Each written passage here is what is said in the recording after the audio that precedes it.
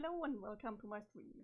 My name is Idle and today I'm going to continue to read the webcomic of Homestuck as always in the unofficial Homestuck collection that I have downloaded on my PC.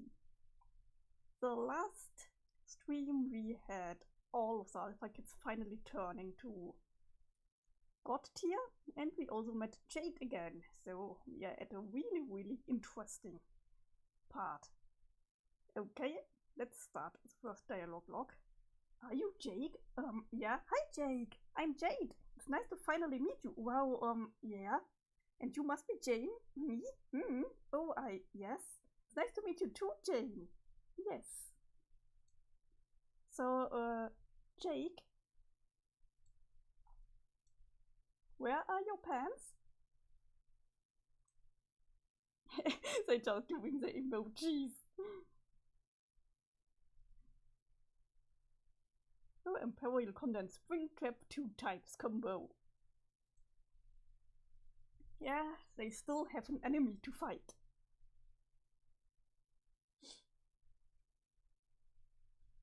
So we see here using the psychic powers of the Scorpio and the Taurus, which was Scorpio was mind control and Taurus was animal control.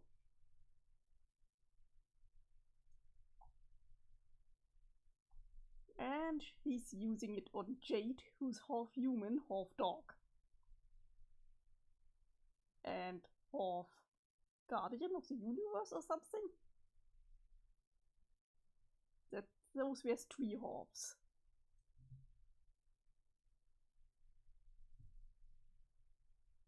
Well, what we see here is not good. Oh my god, I'm so sorry for the flashing.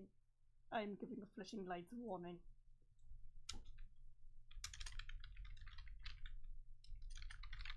Okay.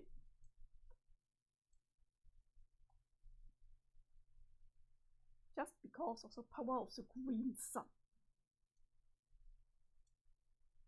What? She's barking so well? Or woof? Or what kind of sounds do dogs normally do with an angry bark?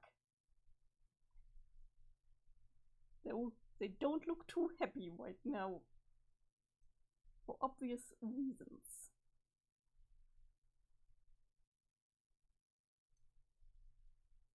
This is Jane's house. Oh, the Teriyama top.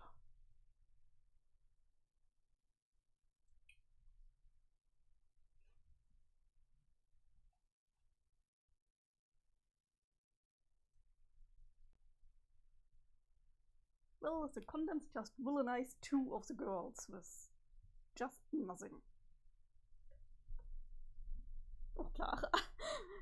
Clara is coming to me.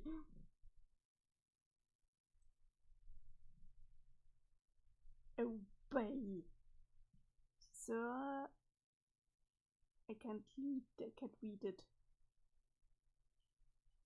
But the first word was obey.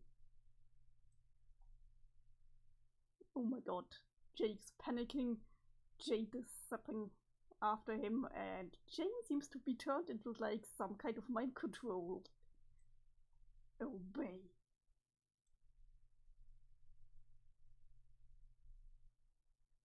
Dirk is getting into action while Roxy's just there.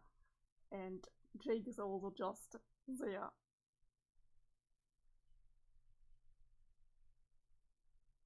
Okay, adult Luna is looking so cool, I have to admit this. She might be a really bad villain, but a really evil villain, but her hair is awesome.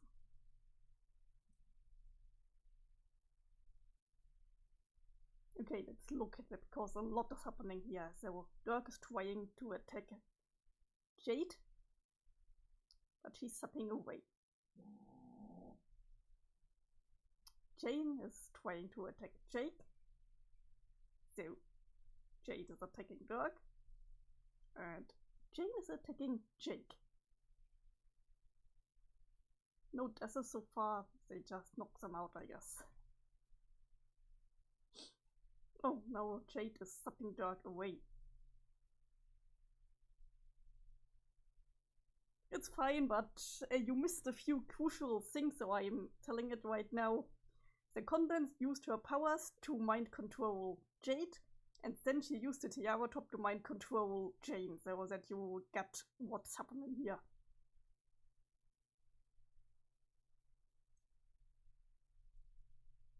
Oh my god, she just zapped him outside of the cannon. At least it always looks like this to me, like this is a cannon and this is not the cannon.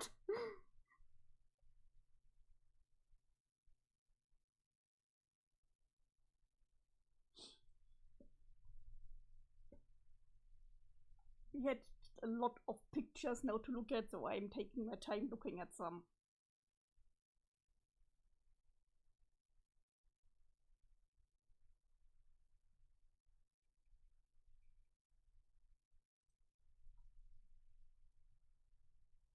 Oh wow, Jade. Please leave Foxy alone. And you, Jane, actually... Jade kinda deserves us, but still, don't be too harsh on him.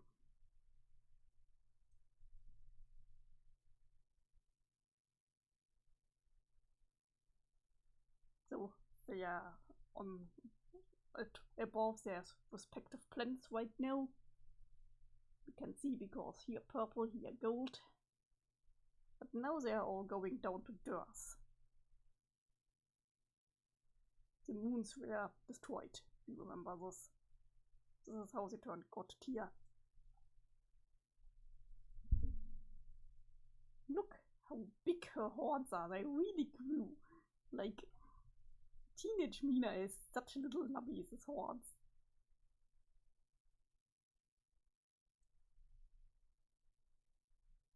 Roxy's not knowing what's happening right now.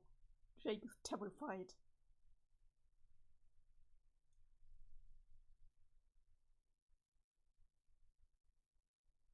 Oh no, he's crying. Suckers! End of Act 6, Act 5. She's rich. Oh my god, we are getting her fat lips kissing the screen. Act 6, Intermission 5. Dave, are you there? Oh, I haven't talked Carcat. I haven't spoken Carcat in so long. I'm looking forward to it. Come in, Dave. This is Carcat. Over. Answer me, you jack off. Don't be all like you are too busy to pick up. Who are you trying to kid? You are quite possibly the only person on this meteor who's got even less on the nutrition plateaus than we. Even the mayor has a more demanding schedule than we do, let's face the fucking facts. What did you think Cantown runs itself? Fair chance, Dave. God damn it, Dave, I have a problem. No, we have a problem. We see that the meteor is really, really close to the Alpha position. Skya is now visible to the naked eye. We can't be much more than a few hours away. This is it. This is what we've been waiting for. 3 of the longest human years we'll ever have to live for the rest of our lives. Sunk into this depressing laboratory which by all accounts should never have functioned as anything but our eternal tomb. I have no idea how we are even supposed to stop this thing, do you? Oh well, sending it blasting off somewhere at the speed of light sure seemed like a good idea at the time. And now that we are finally here, after all the waiting and drama and boredom and stupid bullshit with our ancestral ghosts. Thank you, Carcat, thank you. And even disregarding the one hilariously neglect details that this meteor has no fucking brakes, I still don't think we are ready for this.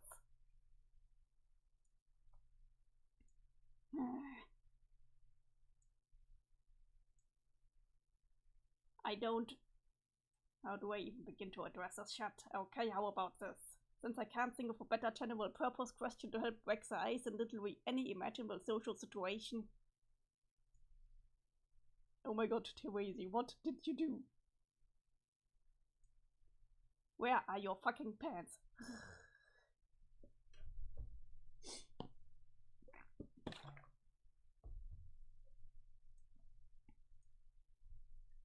My pants? What are you talking about? They are on my legs. I wasn't talking to you. Oh, Dave, we have a big problem here. What? I think it's time we had what did you call it? An intervention? For Rose? No, not Rose. Why would I be talking about Rose? She doesn't have a major problem that she needs to be confronted about by her friends before she flushes her whole life down the gaper, does she? Yeah, kind of. Why? Because she likes to drink that goofy human soporific that makes her a lot funnier and more charming than usual? How was that a problem? I was talking about Teresi. Man, Teresi doesn't need an intervention. She just drinks a lot of soda. How can you not see how that is a huge fucking problem? It's that fizzy shitwater, dude. Who cares? Okay, can we just once acknowledge that we are mutual aliens to each other and as such possibly have different values and standards about things? Just this one time, Dave, thanks. Teresi has made her choices. Among them was to begin guzzling untold liters of the putrid circus cola. Think of it as like a rite of passage. Like something that just goes with the territory when someone you know almost imperceptibly begins turning into a juggalo. Wait, fuck, maybe she does need an intervention. She needs to wake up so we can talk to her about this. She won't wake up. What do I do? Did you try kicking her? Yes, I'm out of ideas. Snore in lead. She snores in lead. Well, whenever she wakes up, we all need to have a serious talk about this. If she's in this condition when we get to the new session, it will be a goddamn embarrassment. Not to mention deadly. Need I remind you who's still following us? She doesn't look primed for battle from where I'm standing. We need to act as a unified front, Dave. We need to let her know that as her friends, we can't stand by and watch her degrade herself like this. Man, I dunno. Sounds like you wanna make this needlessly melodramatic. Stand by, I'm putting you on speaker crap. Speaker crap. Yes, speaker crap. Man, don't put me on speaker crap. She needs to hear from you, Dave. She trusts you, God. Honestly, she can do whatever she wants. I put this all behind me a while ago. Why do you really want me in on this conversation? Is it just that you don't know what to say by yourself? Maybe it is, Dave. Maybe that's exactly what it fucking is. I'm sorry, I'm not a god here. I'm not so fortunate as to be blessed with the gift of gab like you. What? That badge you earned, you know, the one that makes it easier to talk to people? Like, really open up about your feelings and say whatever needs to be said? That's what you think that does, isn't it? No, dude, that's not what Gift of Gab does. Okay, what does it do then, wise guy? Its utility isn't really comprehensible to lowly mortals, sorry. You snipe shoot, haha, why don't you come up here so I can push you off this building? Nah. I'm putting you on speaker crap and then together we are going to keep it real as shit, do you hear me? God, Karkat looks so tired here. So really, really tired. What do you actually want from her? Do you want her to stop drinking Faygo and falling asleep in puddles of wet fructose corn slobber? Or do you want her to somehow address the root of those habits and cut all that out for good? Yes, I want her to do that, so let her sing. Yeah, I can understand where you are coming from, but in situations like this, I think you need to remind yourself there's only so much you can do for somebody. And maybe they aren't going to want or need your help, and you just have to figure out how to deal with that. Like at some point in your life, one of your friends might start spending all her time with a guy you think is bad news. And you have to decide if you need to intervene as a friend or just let it go because people can change or drift apart or whatever because it's just something that happens. Dave, your wisdom, my god, it's knocking my socks off. Holy shit, please tell me the secret to your wise ways. And while you're at it, maybe you tell me what the fuck you are talking about.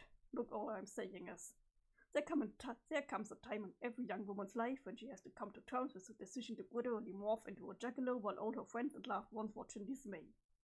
Teresi has strolled through the dark carnival and taken a great budding whiff of the decision's festive asshole, and the choice she has made is all too clear. She's down with a clown. No, don't say that. It's true, man. You can live in denial for only so long. But as your bro, I have to say it like it is. She and Gamsey, man, that is literally a thing. They are in the hate square together. Total Kismet Spades G'd. No, that's not what I mean. I mean, I know that. Just why do you have to put everything so colorfully? I guess I do the same thing, but you always seem to take things to a different level of growth. Just be say shit normally for a change, okay? Regarding Gamsey, yeah, I knew about that already. Oh, really? Then what the fuck have I been tiptoeing around all the time, goddamn?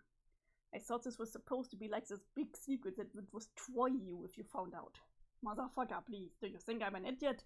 I've suspected this was going on for a long time. I was just being like you, playing it cool, letting her do whatever. Then why is it a problem now? Because this is the last straw. We are supposed to be ready for action by now. Not comatose, half-naked, and fago-sticky. God, I wonder what sort of bullshit he's got her believing in now, about the merciful messiahs in Shangri-La and all the garbage. It makes me so sad to think she's caught up in a superstitious web of lies. It's been awful watching the person I used to know slowly drift away from me to the point where she might as well be gone. How did you manage to deal with that? What? You and she used to see each other all the time. What happened? Like I said, I just put it behind me. She started sneaking around in vents and stuff, acting suspicious, trying to hide the fact that she was seeing him, like she was obviously ashamed of it and worried how I react. But it was that transparent thought was going on, so I just said, that's fine, you all can do your black one thing with the juggler, it's your decision. But I can't keep playing along. I can't do the great one thing, it's just too weird for me. I'm not a troll and I'm not all open-minded about getting multicultural. I still don't understand the spade thing and it makes me really fucking uncomfortable even trying to imagine how that works, and I sure as fuck don't want to date anybody who's got a hate clown on the side. So I said, no hard feelings, I still like you and all. Do whatever makes you happy, I'll just be over here in the hypergravity chamber training to be Lord English. We have a hypergravity chamber? No. Oh. But what about you? Haven't you been talking to Gamzee this whole time? Or is he just balls out lying to you about sneaking about the meteor with Therese? I thought Morriwells were supposed to be open with each other about stuff like that. Yeah, Gamzee ended our Mori alliance quite some time ago. Oh shit, sorry to hear about that. It's fine, it was really a dead and pale relationship. At first it really seemed like I was a necessary part of his life, keeping his shit under control. But as time went on, he just got completely disinterested and wasn't keeping up with his end of the thing at all.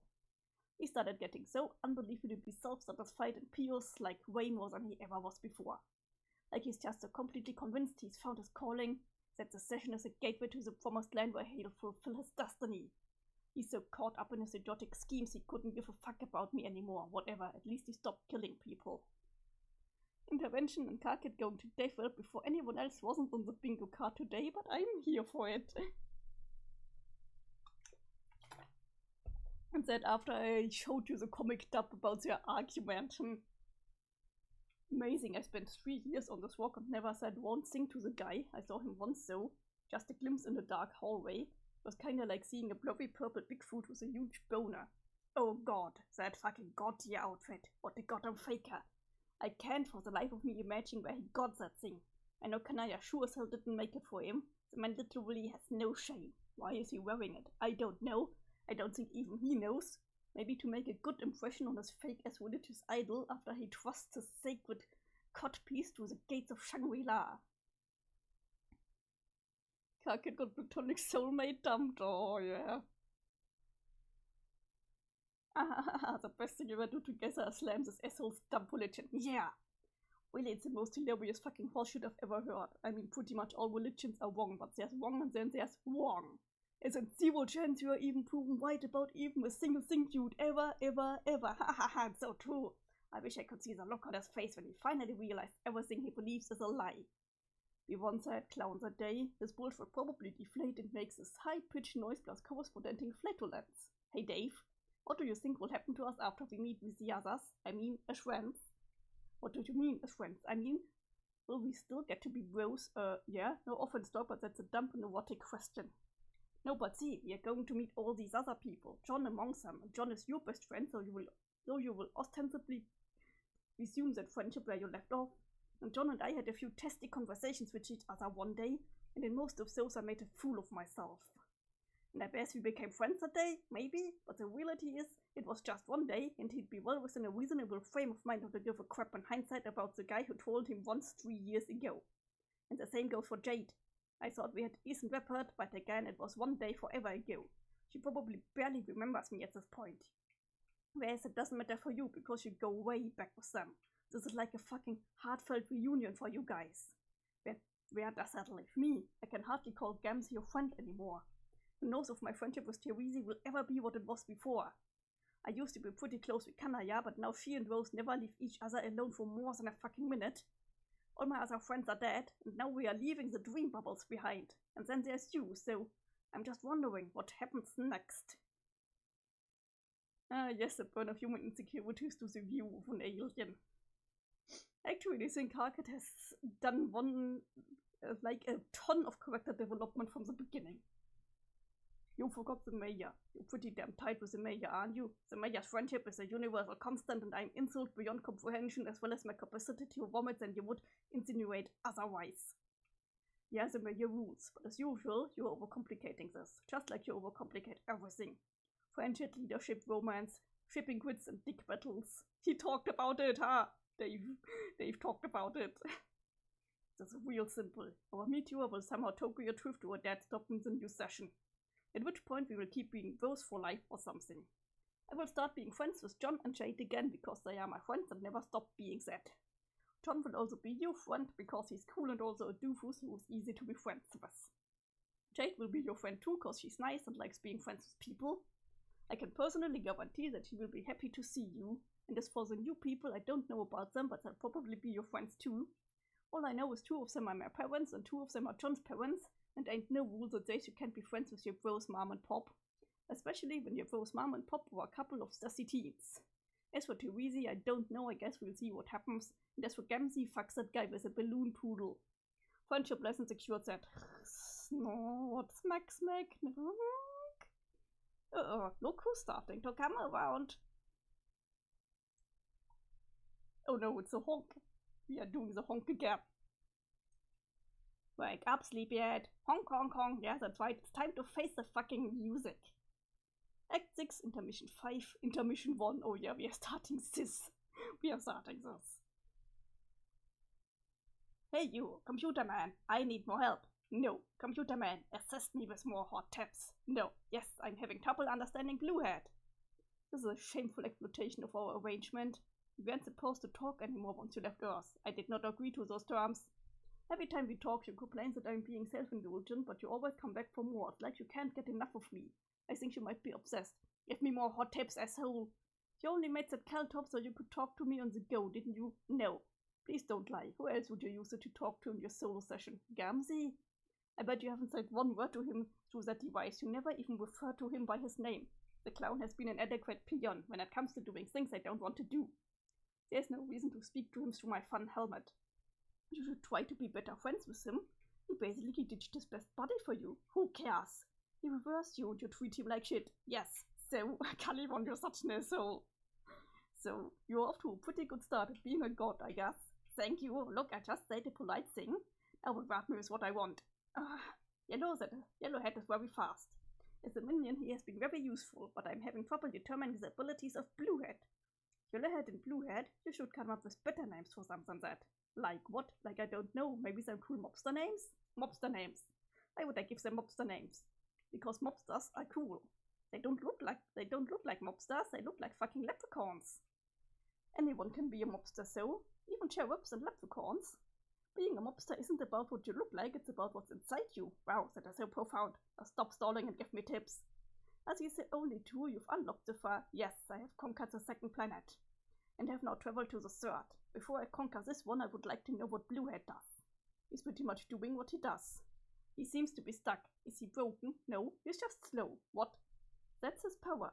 Yellowhead is fast. Bluehead is slow. That's a horrible power. How is that even a power? It just is.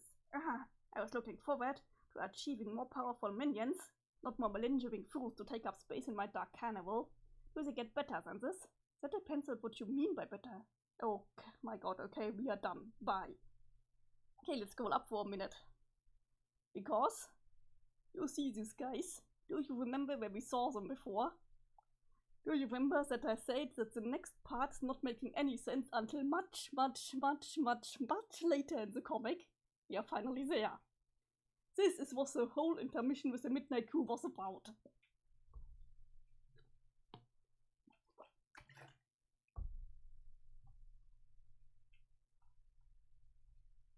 End of Act 6, intermission 5, intermission 1. Oh boy, this is gonna be interesting. My voice already hates me because I had to talk Carcade with Dave, Carcade, and Caliborn in succession. Okay, we are currently looking at the arc where John and Jade are on. Hey, there's Nana's Wait. Wake up, sleepyhead. Wait, why did I even say that? Stay asleep all you want, like I give a fuck. Dave's Wait, you are still alive? Yeah, I guess Dave's Wait can't really die. Okay, we have seen Sprite's die before. But you are kind of missing some important shit here. We spent 3-4 relativistic years cruising through the metaphysical earthquake of nowhere. When we finally get here, you're all tuckered out, like you all didn't sleep enough on this boat already. Some of the sick, nastiest shut-eye anyone ever got out to this freaking boat. Dude, this is a big deal. Everyone's waiting for us out there. I mean, probably. I don't know where we are. Some green hilly place with all these Stonehenge sprinkled around. Did you know there could be a plurality of stone? Hence I didn't, but guess fucking what. Henge are plenty where this place is concerned. Hey, where's Jade?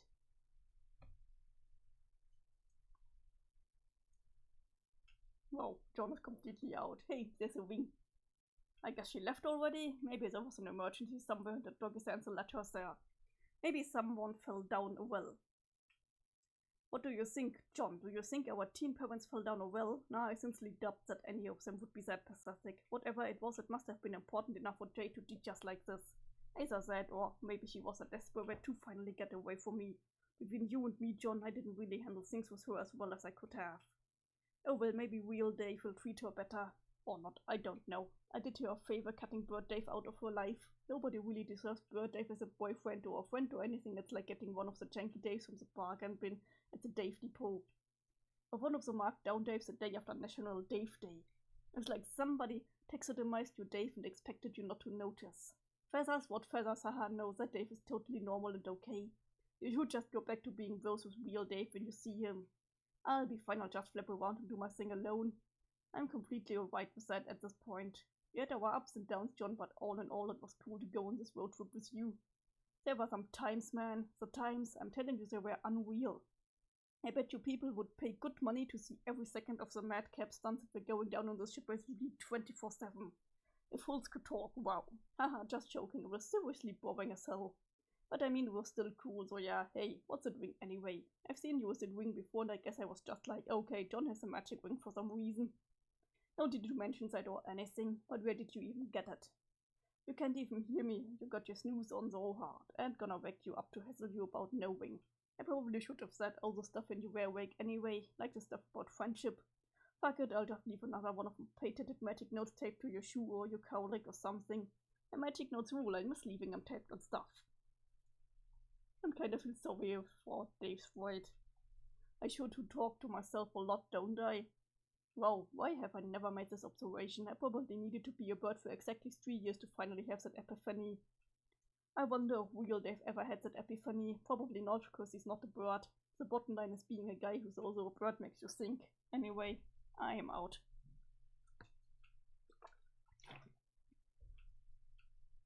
All the Daves. P.S. Happy birthday, John. Have some watermarks for the road. Act 6, Intermission 5, Intermission 2. Look, we had Caliborn again. He has more now. Hey, don't we know this bunny? He's always coming back. I don't look no more gnomes. I thought they were leprechauns. I don't care what they are. Okay, I have now conquered 4 planets and have the same amount of gnomes under my command. Yellowhead, Bluehead, Redhead, and now Purplehead. Congratulations.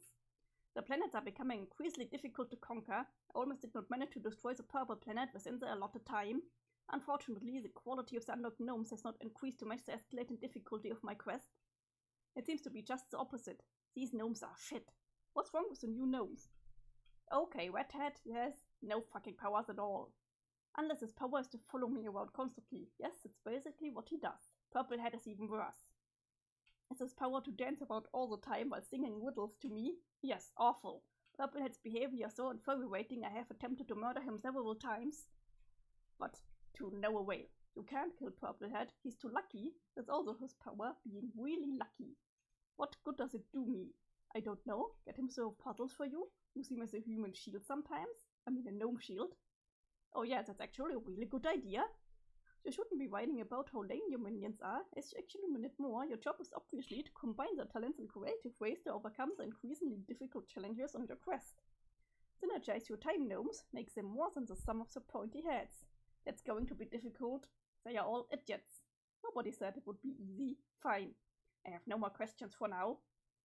Hey, did you kill the cute turtle? No, but I can see your past trail. You're standing there holding a gun and pointing at the turtle. Okay, then yes, I killed the turtle. Boo! Boo indeed. End of Act 6, Intermission 5, Intermission 2. Hello, John, are you still sleeping? You're sleeping between intermissions.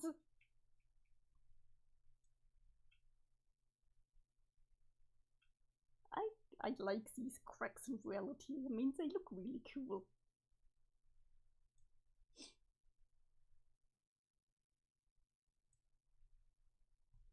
Okay, it seems like John is in a dream bubble right now.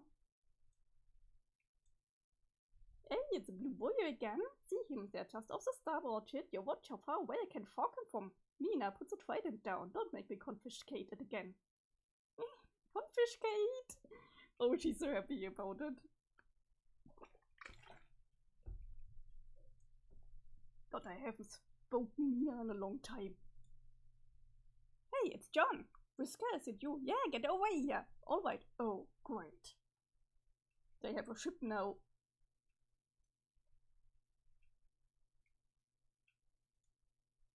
Nice to see you again, John. It's been too long. Yeah, actually hasn't it been exactly a year? I think it was my birthday last time we met too, huh?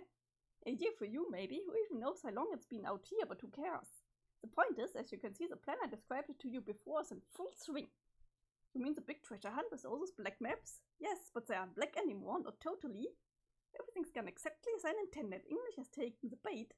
Hook, line, and sinker. He's been chasing our extended party around the ring, blowing shit up with his monster breath, thus revealing the path to the treasure in the process. I must say, for an evil mastermind, the guy is kind of a dope. Supposedly, his every move was a carefully calculated ploy to assure his existence in the first place. Yet here he is wrecking the joint like an oaf, unwittingly helping the hero find the weapons that will finally take him down. And we are almost there too. Also, by now it's become embarrassingly obvious that the treasure was hidden right around where we started all along. These maps have just been leading us all in a big stupid circle. I should have seen it coming, I guess that's my bad. In terms of bonehead moves, that's English 1, Whisker 1, so I guess we are even. But maybe we don't have to mention the detail when we document my heroism in the annals of greatness. Mention what exactly? Exactly, haha, I almost forgot how deceptively quick you are on the uptake, John. That's not so impressive. I was confused by what you were saying too. Therefore, if you're going to interrupt, don't mumble, and even then, don't. Anyway, I really don't mind the fact that these cryptic treasure maps have led us all on a wild honk-bird chase. Never once complained about a good long treasure hunt, and I'm not about to start now. Besides, with the way space-time works out here, you can say for sure we would be able to find the treasure at all unless we trace this exact path. Nobody can say that is who. Least of all English, who as far as I know can't actually speak so much as issue blood-curdling wars that leave the foundations of reality itself. You're of course welcome to join us on our adventure, for as long as you are asleep. We could use another hand on deck. I'll even give you a rank and a title. You get to be lower than me, that's the fairest rule. Wrong, Tefus, who's the captain here? Last time I checked, it wasn't Thrapping a Trim, Food Master Extraordinaire. Well, this guy's still a bully to Tefus.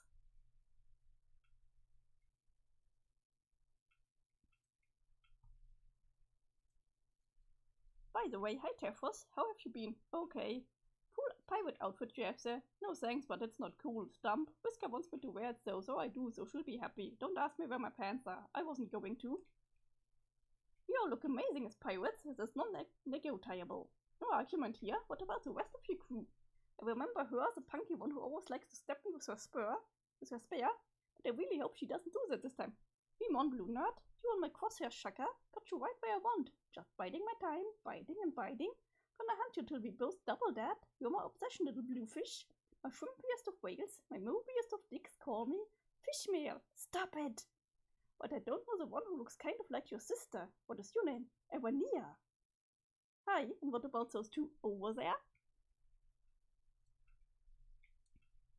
These are my friends, Eradia and Solux. I've recruited them for this expedition as specialists. They aren't really here to do any fighting, but their abilities will become useful once we retrieve the treasure. Hello! Hey, are you alive? Your eyes do not look spooky and ghostly. Thanks, yes, I'm alive. And apparently she intends to stay that way. Hence a principle of somewhat lame commitment to pacifism. But considering our history together, I'm willing to let bygones be bygones. I'm happy to have her on my crew in whatever capacity she likes. Your history? What happened? Wait, that's a good question, sorry. Whisker killed her too. She used the other guy there tragically as a death weapon. Hey! What did I say about bygones being bygones? That's like fucking one of the ship. Anyway, she became a robot and killed me back, so obviously we are cool now. Jeez, why does everyone always die so much? Well, like these guys want to talk. So look, don't make our guest uncomfortable. He's already uncomfortable and he should be. We all should be. Really, I haven't thought about any of that in a long time. Ancient conflicts don't mean anything to me anymore, but I was more than thrilled by the opportunity to go on another adventure like this. We used to enjoy such campaigns together all the time when we were younger. Of course, now the teams are a little different. Yeah, man, those were the days. What about you? Why do you have double eye patches? Because I'm blind, stupid. I can't tell if you're alive too or not, because I can't see if your eyes are spooky. They are spooky as shit, but yes, I'm alive. Okay, here's a short version. I used to be able to see, but then I went blind. Then I used my powers too hard and died, but it turned out I was only half dead. Half dead? Let me finish. So the ghost half of me could see again, so I was only half blind. But then somebody prototyped my corpse, which I guess sucked the ghost half of me out of my body to make me fully alive again, or the fully blind. And now the ghost part of my soul is sharing a sprite body with fucking Eridan of all people. Who's Eridan? Just the douche who blinded me in the first place, it doesn't even matter. I'm all right, but I don't think I quite followed all of that. What does being half dead mean? You know, forget it. I'm so sick of telling the story to people over and over, nobody understanding what the hell I'm talking about. It's all so simple. No, actually it isn't. It's a fucking stupid story that makes no sense. Maybe that's a problem. My marginal existence is fraught with so much pointless duality and complicated nonsense, so I'm done even trying to explain it. For now one should just wear shorts that says don't ask me about my disability or my mortalities and everything would be fine. It's really kind of a shame Gamsey prototyped Evidence tore apart and swiped his ghost from the afterlife. I bet he would have had a great time on this voyage. I used to own him during our nautical campaigns all the time. If he was on the ship, I'd walk the plank and plummet through the fake-ass waters to infinite nowhere forever. Besides, you act like you haven't already recruited at least 50 fucking Evidence from doomed timelines in your army. Hello, looks. You really are shamefully prejudiced against our alternate reality ghost selves. They are just as real as we are and have the same emotions and everything. Give me a break, Solox. I thought you don't use them the exact same way. You've got real Evidence and pretty much a whole bunch of pretenders out there. They are all real. Shit, I don't even like Evidence, but here I'm sticking up for his copies.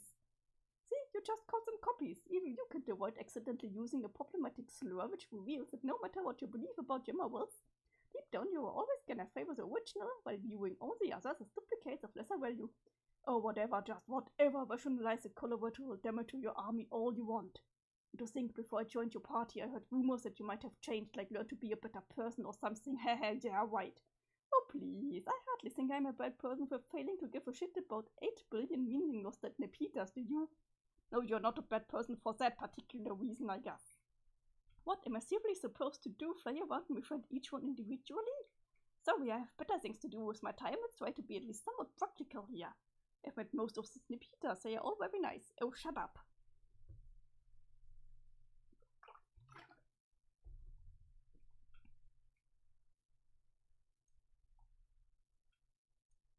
And what about all those ships up ahead? Are they part of the treasure hunt too? Of course, that's my army. Okay, I mean our army, but like on boats. Isn't an army on boats usually called a navy? John, help me out. I seem to be having trouble remembering which one of us is the captain. Was it the dog in blue pajamas, or was it the veteran sailor in the red captain's coat? That's right, the captain was me, and I say it's an army that happens to be on a bunch of boats. Oh damn. Got smoked. Wow, so smoked. Nina, did you catch those sick fires? No, but for real, it pretty much is a navy. Just saying. Who's in the army? Thousands of girls, primarily those of old friends and acquaintances. They are mind-controlled. With a master coalition of eager volunteers ready to lay down their ghost lives for a worthy cause. You mean fighting Lord English? When we are ready for that, yes, but we need the treasure first. So for now they are sailing well ahead of us in large numbers to attract his attention so he can do more damage to the ring and fill up the rest of our maps. We should be very grateful for the bravery. They are making a noble sacrifice for us. Bravery, yeah right, I'm mostly sure she's mind-controlling some. God damn it, Tefros, we really don't need your play-by-play commentary on everything. Wait, you're mind-controlling all those ghosts? No, well, not all of them. Once you group enough together, others tend to latch onto the mob out of curiosity. We trolls have a way of clustering together naturally. You've got to understand, John, most of these people are pretty self-absorbed. They just needed a little bit of persuasion to join the cause. Word. Yeah, but isn't it the kind of dickish? But all this stuff on jackasses are going to double die anyway if we don't all work together and kill this guy. This is war, John. In times of war, difficult decisions have to be made with the lives of many. Just think of me as a general giving orders to my troops. It just happens that the orders are a little more direct in this case. Hey, Secretars, let's not lose track of who's actually in charge of the shit, okay? Yeah, all hail her imperious teen, condensation, a fresh new face of Tyrowini, Supreme Admiral Pixels. At this time, I would like to motion for a 15-minute bow break so that we may demonstrate our reverence for this bold, spunky leader. Yes! Therefore, stop bowing. That was a joke. No, keep doing that. Lower, Swabby. Lower. Face on the fucking deck. Yes, just like that. Perfect. How do you mind control so many ghosts at once? Isn't that kind of hard? Well, I do have a little help. John, did I mention my ancestor? She is the best. She is. I must admit I was not in favor of the idea at first, but Whisker made a very strong case for using our combined powers in this way. In a perfect reality, no one would have to get hurt. But the stakes are too high to be shying away from such measures. See what I mean? The best. It's been wonderful spending so much time on this adventure with my descendant. Not just because it's helped me get to know her better, but because it's opened my eyes to things about myself I was never really in touch with. There are certain capabilities within me I have never quite been able to face, and she's helped me realize I've been hiding from them all my life and well beyond. Must be true what they used to say in my world. But if you really want to know who you are, look to the legacy left behind by your ancestor. I think that wisdom works in both directions. Well put, Marquise. I've always felt the exact same way. Darn, I want to get sucked in too. Yes. Puke. Oh, my gloves is Socrates being adorable again. Need to get your mop ready for starting up all this vomit coming out my mouth. Ooh, no. Can you two stick a fork on the sentimental carb? Maybe pretend your aunt hit it off so good you ever stop and think how this makes me feel? There's no reason to be jealous, Mina. You know nothing has changed about our friendship. Jealous? Bitch, no. Just makes me think about my kid descendant. And how instead of having this cool, friendly relation with her, I just got this uncomfortable urge to stab her to death so she don't threaten my supremacy. It is a shame cause she's so cute. God damn, I royal blood and the great junk it makes me have to do. Oh well, maybe someday I'll find an error through my teens don't instantly make me want to murder on sight. Then I can teach you the better way of being a boss and shit. God, trolls are so weird.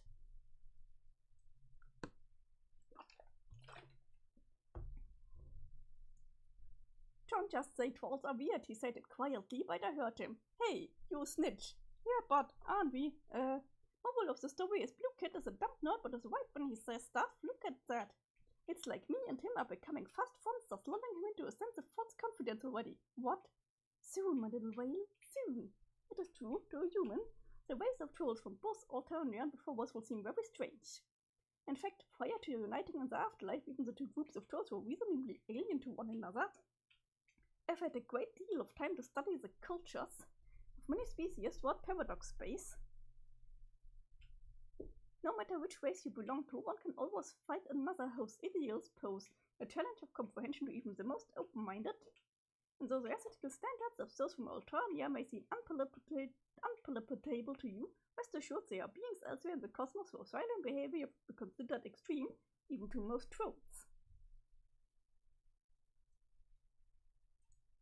Actually, John, I'm very glad you brought this up, because I was in the middle of a wonderful story about this very subject. But you interrupted when you boarded our ship. Oh, sorry, no, that's fine. Really, I'm quite pleased that you did. This is why I get to start over from the beginning. Story time. Oh my god, they are already all of them, and I god, no, please, no. There were some rough patches in my original telling which I can go back and fix. This time it will be much better.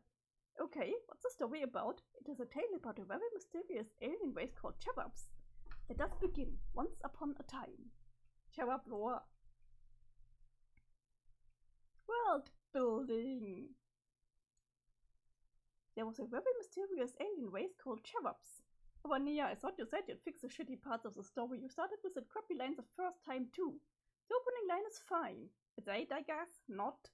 Oh, shut up and let me tell my story. Now, where was I? There was a very mysterious alien race called cherubs. Wait, there was a very mysterious alien race called cherubs. But there was one cherub in particular who for at least the first half of our story would be our heroine.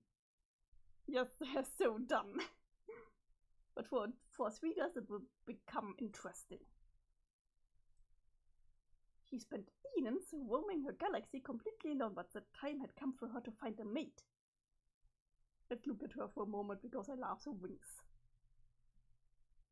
This is no small task for a cherub. Being an asocial species, they spend virtually no time in each other's presence at all.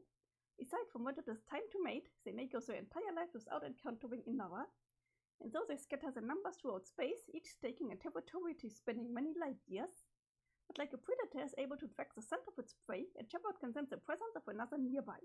This sense is especially strong as that cherub shares the same qualities its other hawthorns had long ago before it experienced the maturation process known as predomination.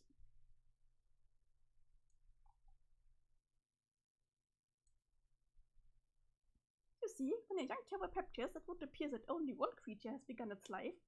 But the appearance is not to be trusted. The young cherub actually consists of two completely distinct beings, a male and a female, each sharing one body. The two halves are endowed with polar opposite predispositions as well. One predisposed toward malevolence, another toward benevolence. Good or evil if you prefer to deal in simplistic terms, or at least those which are convenient for the sake of the story. I prefer to view the dichotomy as a kind of moral alignment, like an attribute that dictates the choice a character makes in certain types of games I used to play. The male and female halves can be aligned either way as long as they differ from each other. The resulting conflict between the two personalities is central to life as a cherub, both before and after predomination. Shortly after hatching, the two halves begin vacillating, taking turns controlling the body. The only physical differentiation between the two is the coloration of the cheek swirls, which indicates alignment. There's otherwise no way to tell male and female apart before cherub predominates. The vacillation process is demarcated by sleep. When the male goes to sleep, the female wakes up. And when the male wakes up, again the female sleeps, and so it goes back and forth like this, as the two identities vie for dominance over the other, and ultimately permanent control over the body. They grow to detest one another, and they live a view of social interaction centered entirely around animosity and confrontation.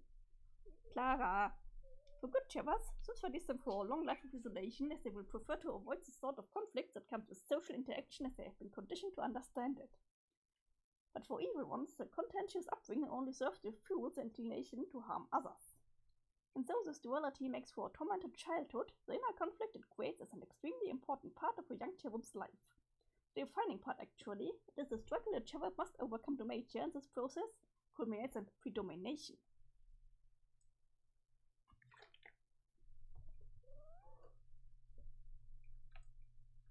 One half will prove to have a stronger will than the other. The less dominant half will then weaken over time, and it will eventually become clear to both that one will not survive. The dominant personality will then completely consume the other, integrating it in such a way that only one is left. The cheeks will become solidly colored, and the cherub will grow to maturity as a single being, endowed with the alignment of the dominant half and with all his or her personal qualities at the forefront of the union. In the case of our heroine, she was a good half, and the day of her predomination was, in a sense, the day her brother died. And so it was to her benefit and personal growth.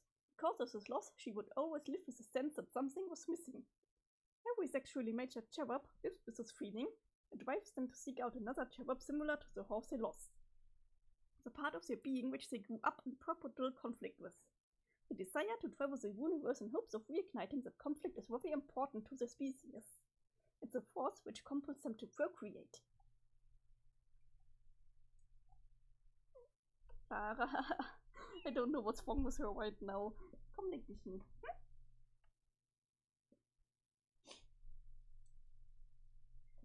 So she set out to track his scent as it were, and soon she found a physical trail as well. A path of carnage left behind by a particular destructive male cherub. She followed the debris from civilized world and star systems he left behind, as if to mock her. To make it clear, he knew her pursuit and was all but paving her way with the dead. His brutality made her more furious. The settings in 223 for the imminent courtship. Did you hear her? Yes.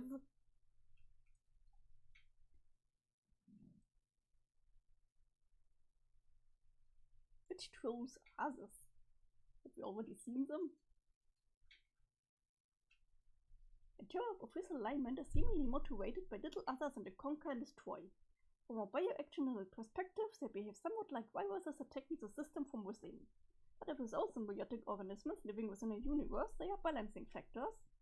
While those inhabiting an evil cherub's territory will regard as an unpredictable tyrant, those in the territory of a good cherub will likely come to view it as a protector, waiting quietly from a linear in deep space ready to attack any encroaching threat. In that sense, they are not unlike cells in a universal immune system.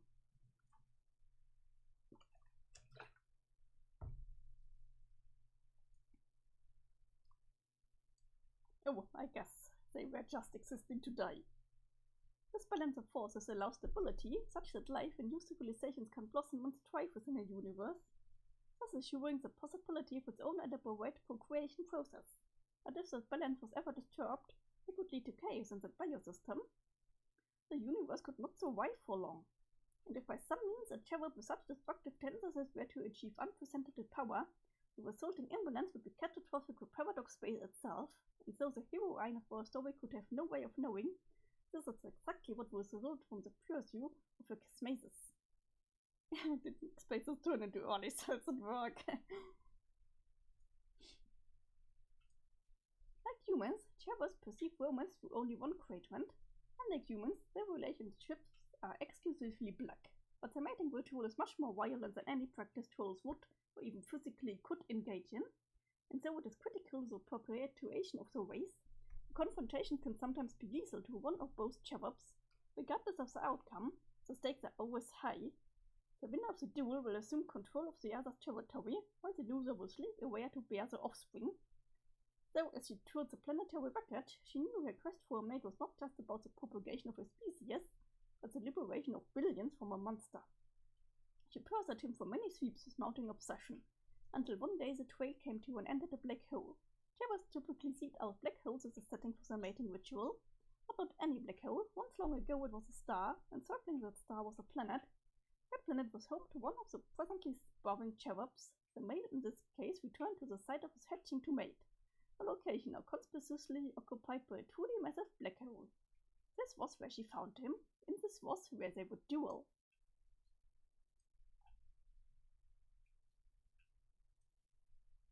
An adult cherub is a fearsome creature and would be a formidable opponent to anyone in its unaltered state.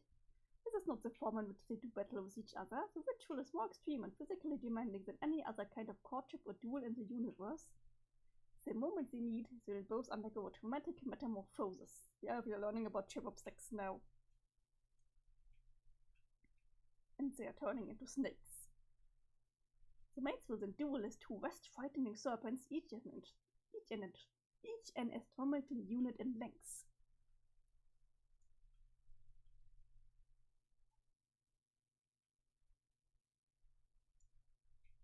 The tense struggle between the green Earth is exceedingly brutal and can last for sweeps. While dueling in such a monstrous form, the energy is inexhaustible. The transformation taps into the cherub's latent connection with the enigmatic forces presiding over all that is eternal, and permitting all these endowed with immortality. Normally, this power is only accessible to them during mating. In this form, they are only able to be injured by one another, and are otherwise indestructible, and the ritual can never be stopped by an outside force until it is complete. Man, smart writers are getting spoiled free mating lessons, and it's completely hate sucks. And as you can see here, it's forming like it's unending. It should come as no surprise, and in the story, our heroine was victorious. Upon defeating her mate, she inhibited the interlocking formation to complete the coupling, and assumes the dominant position, and stands undetectable to all but the most astute observers of the zoologically dubious. Consequently, the male was fertilized with the young.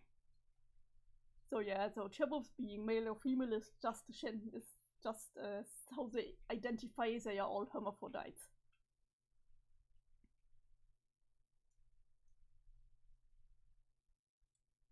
He then slithered away in disgrace from the territory he just lost. The cherub looking to nest will search for a dead planet situated near a massive dying star. The egg is deposited on the planet's surface, and the rising temperature from the expanding red giant will incubate the egg until it is ready to hatch. Later in life, the cherub will grow wings, assuming it has mated probably, and if it has learned to fly well enough to reach a safe distance from the nest before the star goes supernova, soon the hungry cherub will return and feast on the resulting stellar energy. Doing so allows it to gain enough strength to travel great distances and claim its own territory.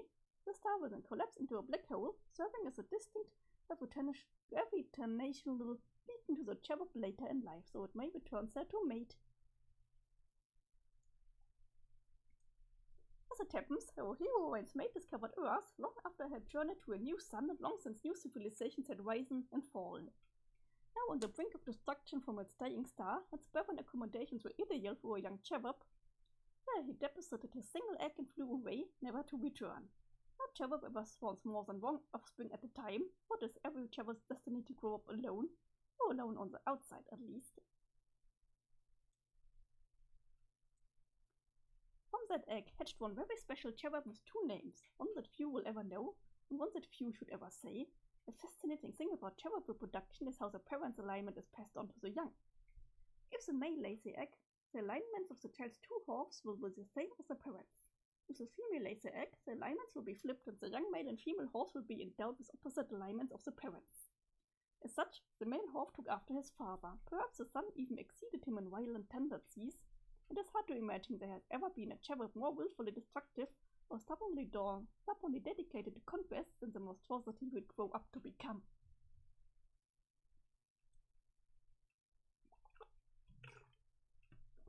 Due to his indomitable nature, I believe victory over his sister was a foregone conclusion. Having a highly improbable glitch in causality, it would be almost impossible for her to predominate over someone like him, and even so, he didn't have the patience to wait. Unfortunately for everyone to ever exist, he discovered a way to predominate early. Yet it was not this act alone that would prove ominous, so much as the means to which it was achieved. He was allowed to become the solo player of a game which his kind was never meant to play. And so, it is with the predomination of her son that our heroine's stories end and the story of our villain begins. Hey! Nina, where are you going? I am taking a gaper break. God. But the story isn't over yet. God, your stories never end. My bladder can't even deal. Just keep talking while I'm gone. No, that's okay. We can wait. I already heard the damn story, so not all of it. Lower, fuck, can't you just keep yapping about snake eggs while I hit the little grub's room already? I'm afraid not. Everyone must listen to the full story. Oh my fucking god, you really are turning evil, aren't ya? I would be proud, except how terribly Warren's actual consequences are for me personally. Wait, does it mean when you're a ghost you still have to pee? None of your business, Blue Kid. That's so weird. Am I the only one who thinks that's weird? No, John, it's definitely pretty weird that ghosts have to pee. You get used to life as a ghost pretty fast, so. But weren't you already pretty used to peeing when you were alive? Yeah, that's why you get used to it pretty fast, dummy. This is kind of a stupid conversation. Can we hear more about the snacks and whatnot? It was a pretty cool story. Yes, as soon as Mina returns from her visit to the load gaper. Holy mackerel, can you shitfox just enjoy your space lizard porn while I take a fucking piss? Also, look, they are doing shenanigans up there. Ghost Bladder Noti, it's canon, yes. I think we could all stand to take a brief intermission from the story regardless to let all those intricate facts about cherubs sink in. Ah, you and your intermissions. What is with your intermissions? They ain't even intermissions most of the time. They just an excuse to tell another dumb story inside a longer dumb story. Yes, Mina, you are correct and your reservations are noted. However, would it change your mind if I were to propose not an intermission but an interfishing? Fine, let's do the interfishing thing you said. Cause of fish. Be right back, you squabs. Begin interfishing.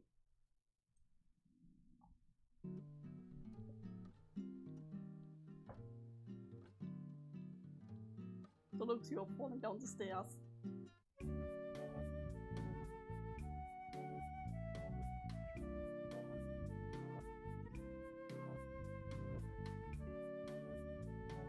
John's making a face, it's just... What's going on here? I'm just dealing with it.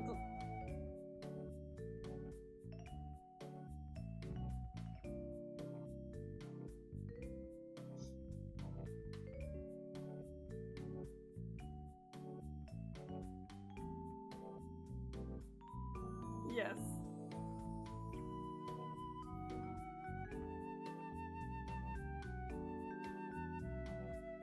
I patch guy fell the fuck down. Like Capta, I guess. So, what are we doing here? I see. Okay, thanks, bye. Then back downstairs.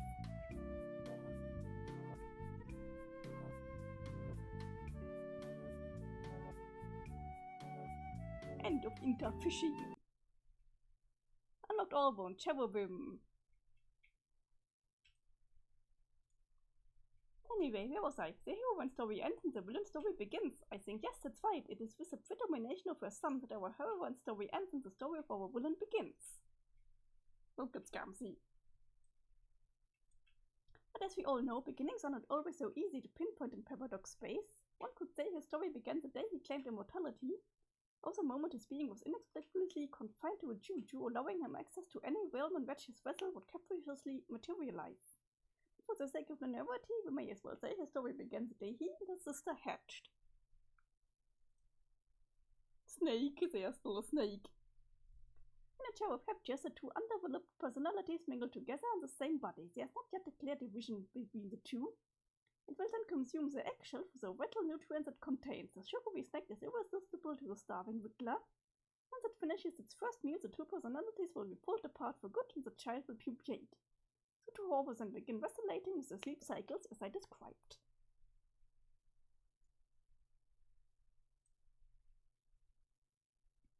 Should have expected that. As you might expect, the female child was as cheerful and friendly as could be. Oh, look at little baby Calliope. No, she's so cute. Why are you so cute? She took after her mother in every way, at least the way her mother used to be long before she was hardened by centuries of isolation and obsessive pursuit of justice. Hello, little Caliborn. And to just this little surprise, the male child was an insufferable brat. Even Gumby is not having it.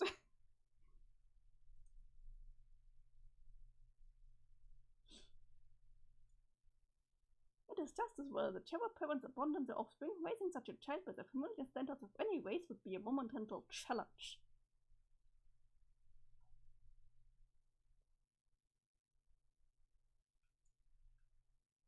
Nappy got peas.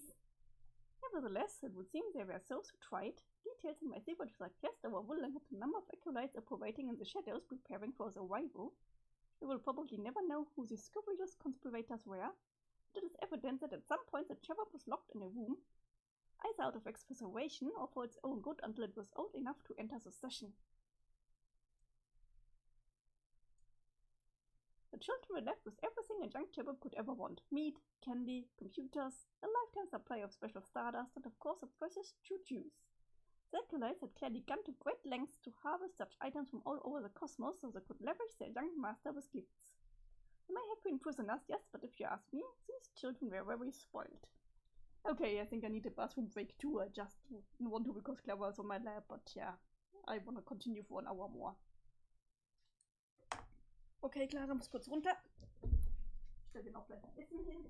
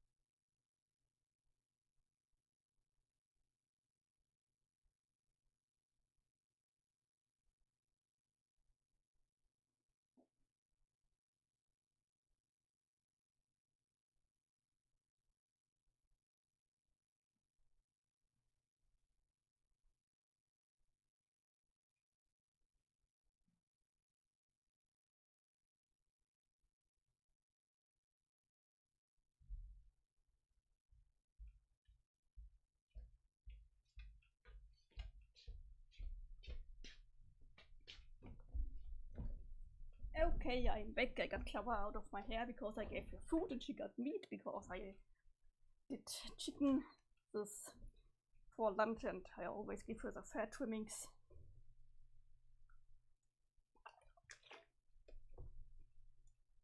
As the female was preparing for a collaborative approach to the game, the male was plotting furiously against her. He never had any intention of working with her. As far as he was concerned, the game was his and his alone to conquer. Yeah, we know this from the animation. One day, he put his plan into motion. He had his sister's dream self assassinated on frostbite. The next time she went to sleep, she would never wake up again. When her brother woke up, he became the sole occupant of the body. He then freed himself from his chains and launched the session by himself. But this game was never meant to be played solo. Its format is inherently cooperative. The diversity of players, the combination of the efforts and aspects, this is what awakens the true creative potential of the game. Without them, a session will wither and die. If one enters alone and completely alters the nature of the game, it changes its purpose. For a solo player, a challenging quest becomes an insurmountable one. Reward of infinite promise becomes a boon far more sinister. The gauntlet which the player must overcome is seemingly designed to be impossible. For all intents and purposes, it is not actually a game at all. It is a death sentence for any player foolish enough to accept the challenge. But it bears repeating, this was a very special job.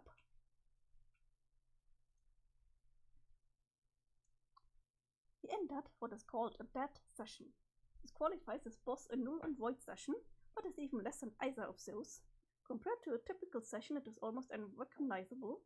Before the game begins, sky is blotted out with a dark layer of clouds. The light is extinguished for good.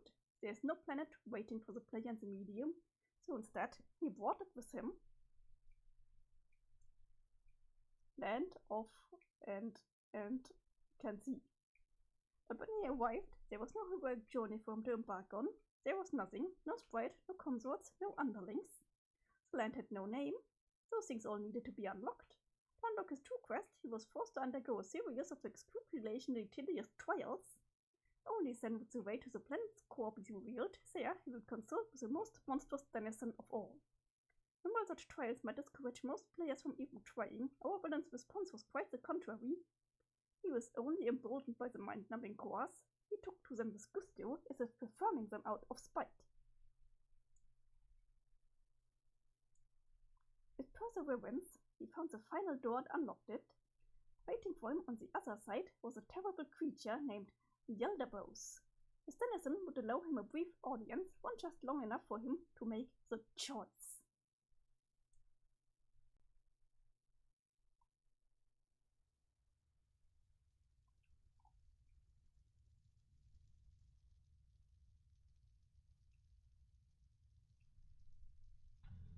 Oh, now I know why this is such a long one.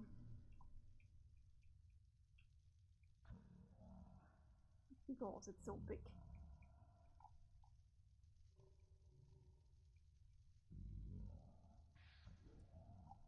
No, it's just endless gift. No denizen has ever been mistaken for pleasant company, but the self-proclaimed god of all monsters is notoriously inhospitable to his players.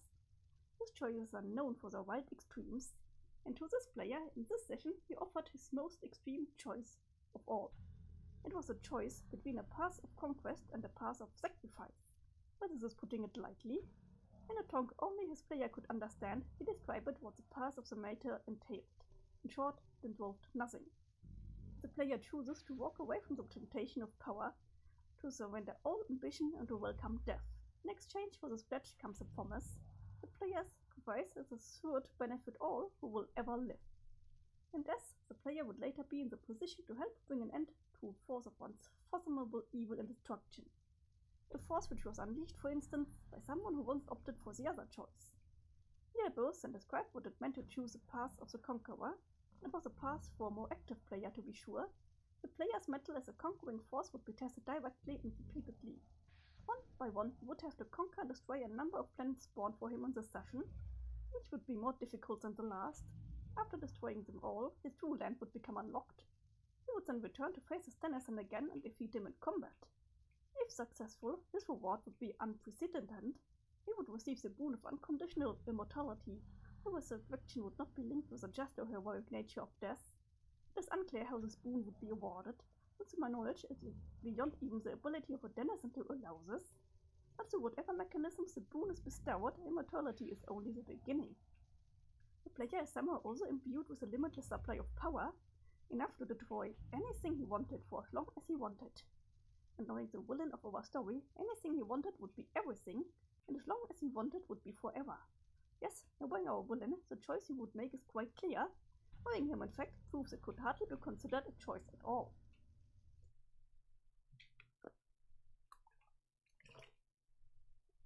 It It was at this point the real game would begin.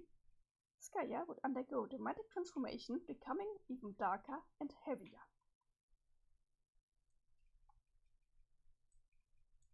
Soon it would become a very massive solid sphere.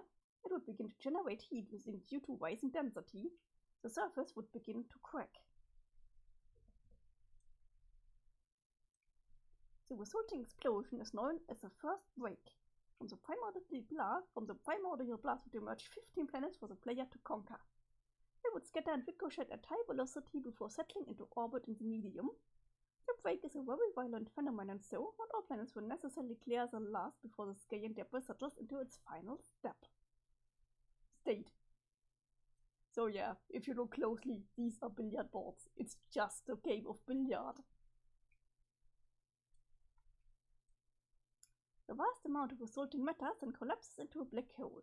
Its gravitational pull is tremendous. Any object within range will be sucked in and destroyed.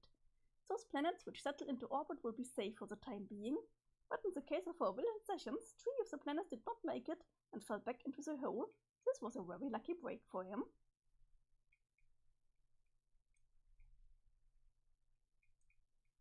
It meant that we would only have to conquer 12 planets instead. This bit of good fortune could very well have been the difference which allowed him to overcome a nearly impossible challenge.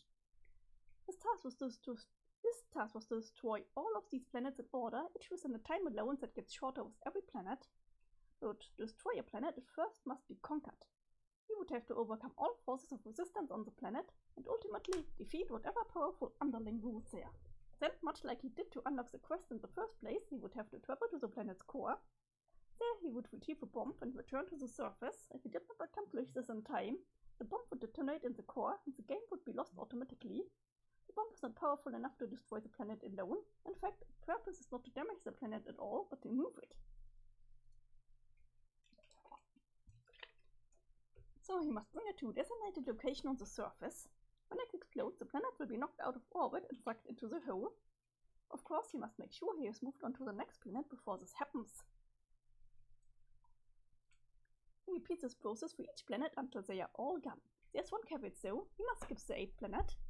If he thinks that one before any of the others, it will result in the destruction of the entire session. But it must be the final planet he conquers. Yeah, like I said, it's a game of billiard. He always thinks 8 for the last.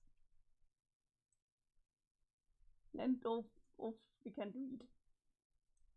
Upon destroying the 8th planet, his true land will reveal itself. The dead planet will come to life, and there he must prepare for battle with his denizen. He may sharpen his combat skills, craft new weaponry, anything he can do to improve his chances against a very powerful endgame foe. Fortunately for him, he would not have to face a monster alone, and then he will have accumulated a party of loyal minions. It's exploding pool, yes. With each planet he destroys, he will be awarded a new leprechaun follower. Oh, so they are leprechauns. Even if a planet was destroyed in the wake, he will still be awarded the planet's leprechauns upon destroying the planet preceding it, sort of like a 2-for-1 deal. Wait, leprechauns? Yes, John, I'm delighted to see you have pounced on what is clearly the most interesting part of the story thus far. Leprechauns are a fascinating mythical race, although there is some dispute among scholars as to whether they're actually a breed of gnome. I can't say I blame you for being speechless. There are no doubt hundreds of questions swirling in your head at once about those wonderful creatures. Where do I even begin? You must forgive me. I find it very difficult to resist going on at length about them. I just think they are so great. For instance, I cannot have given lectures for weeks at a time of the marvelous and widely varying magical abilities. One trying yet would be any medium to long form have read on the topic of the culture and customs, most of which revolve around luck. But most captivating of all, and the subject upon which I will now assiduously expound, would be the positively scintillating subject of leprechaun romance.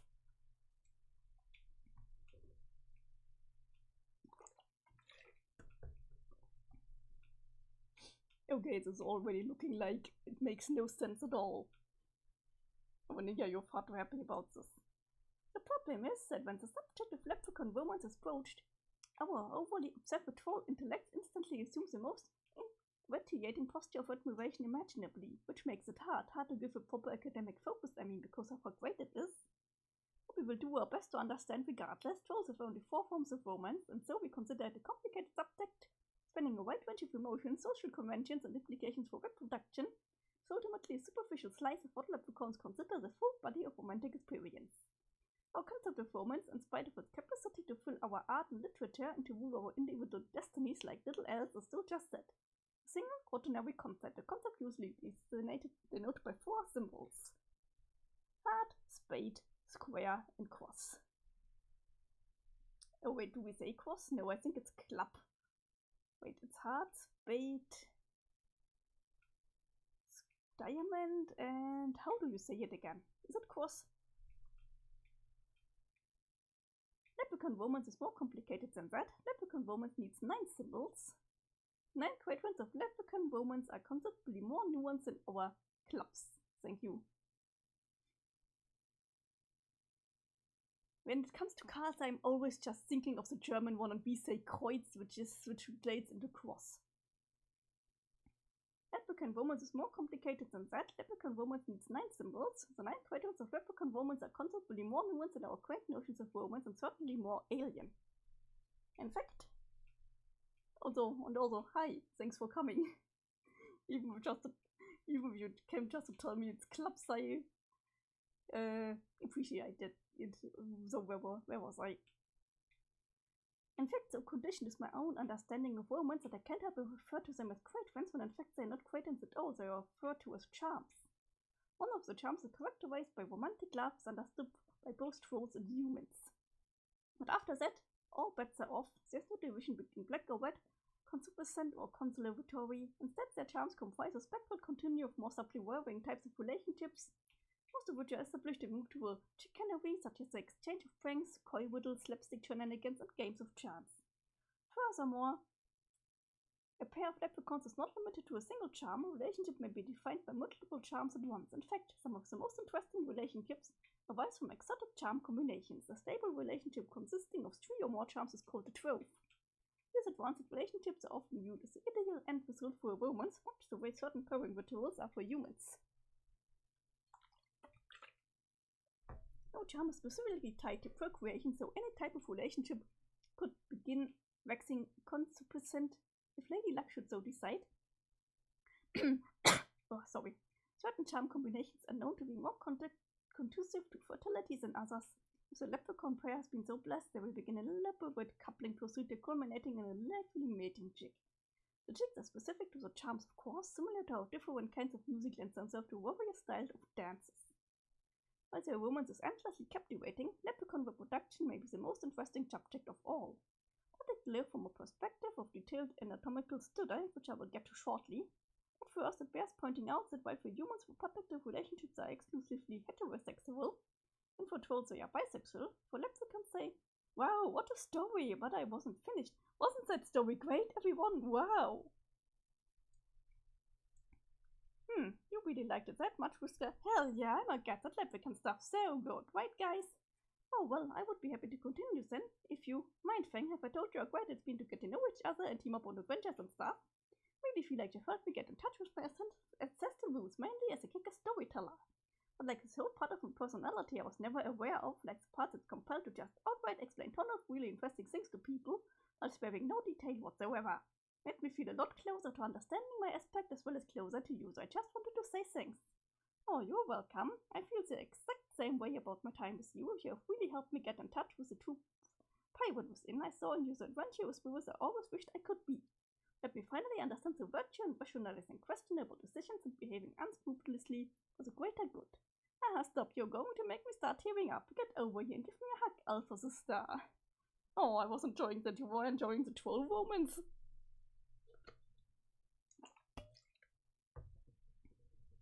I mean, the cherub story was an interesting thing. They're really hugging. John didn't stop making this face, the whole story is true.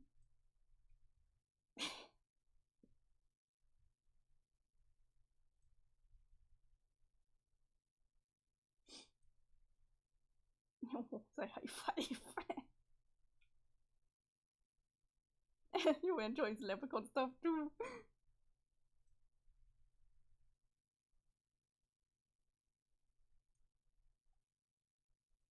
Oh, we managed to go over the page of 6,000. only 2,000 pages more to go. Oh, you are still here?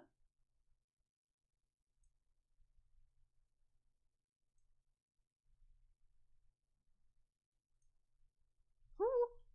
You know, Whisker's ancestor? The friendly one who tells long stories. Oh yeah, her. I don't know, I can't keep all these ghost names straight. Fliptuna, Meowlin, wasn't there Carlos? Fuck that, they were all named Carlos as far as I'm concerned. Wait, expect Mina, she was alright, a little forward, but whatever, this isn't the point. All I remember about my interactions with the circuit girl was getting cornered into these ludicrous monologues, then fracking my breath for excuses to get the hell out of there. Yeah, well, I was a little more tactful than you and actually listened. Let her talk me into something I shouldn't have. Oh, I just noticed. Therese is not blind anymore. So she was just like, poof, and suddenly your eyes were better. Yes. What is she, some sort of magic fairy? Yes, that's kind of literally what she is. Oh, alright, I guess the story checks out then. Good for her. But it doesn't seem like you, Therese. I mean, I didn't think you even wanted your eyesight back. Never met anyone as chuffed about her own disability as you. I was always under the impression you felt like it was a big part of you who you are. It was. The moment she healed me, I knew I made a terrible mistake, but I couldn't take it back. I thought about it. Like just blinding myself again and pretending it never happened. But even the way it happened originally was something special to me. I can't duplicate that. And even if I could, it still wouldn't be the same. I can't seem to forgive myself for being so stupid. For some reason I thought it was a good idea to take the only cool and unique thing about myself and fix it. What was I thinking? Wow, the only cool thing about you? Therese, I want to be understanding, but I can't get behind some of the shit you are saying about yourself here. What made you start unraveling like this? I think it was when we started meeting our ancestor and I thought they were all cooler and older and more interesting than us. Even though they probably weren't, they had a lot of problems and insecurities too. I guess the kinds that older kids have, and when you're younger you don't really recognize them as problems. You look at those things as just part of what it's like, being someone who's more interesting and grown-up than you. And since I'm not as young anymore, I guess I can see that now. I was stupidly awestruck by some people who were not so impressive in retrospect. I made a blunt mistake. Wait, we met all those people like kind of a long time ago? How long have you been hiding this from everyone? I don't know. A year or something? I wasn't hiding it, I just didn't tell anybody. Yeah, that's what hiding it means.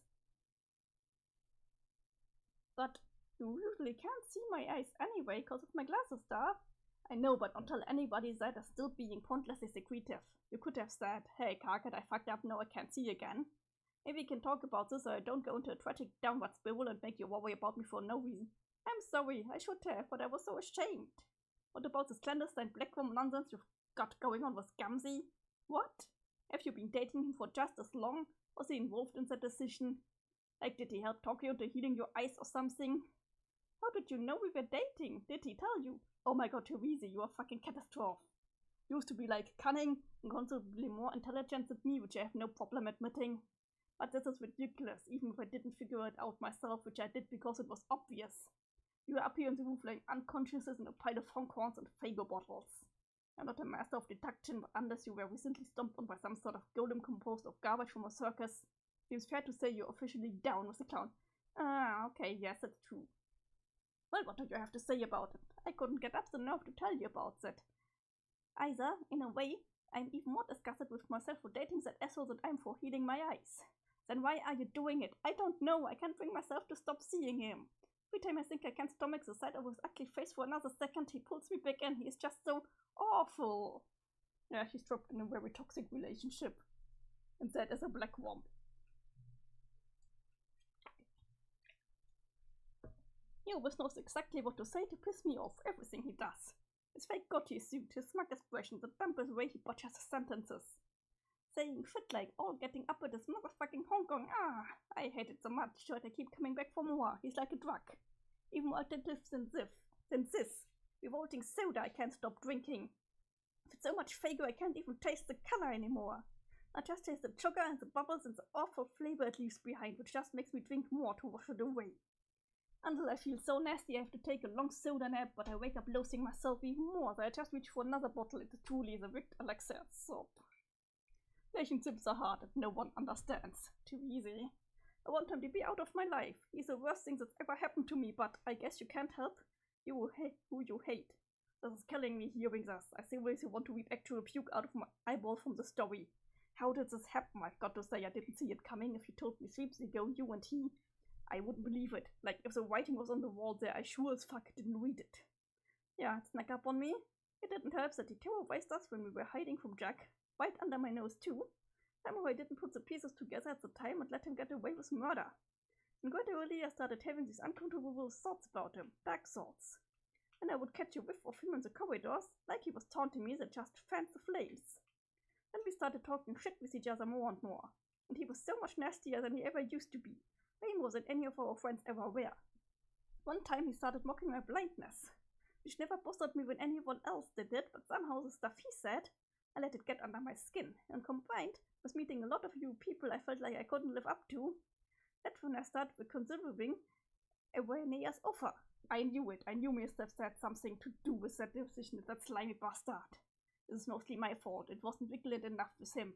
I let our moral elegance break down. If I kept a close eye on him, maybe he wouldn't have lured you into a spinning tent of shit. No, you shouldn't feel like... Or maybe it's Kanaya's fault. She's always been a really good auspicious.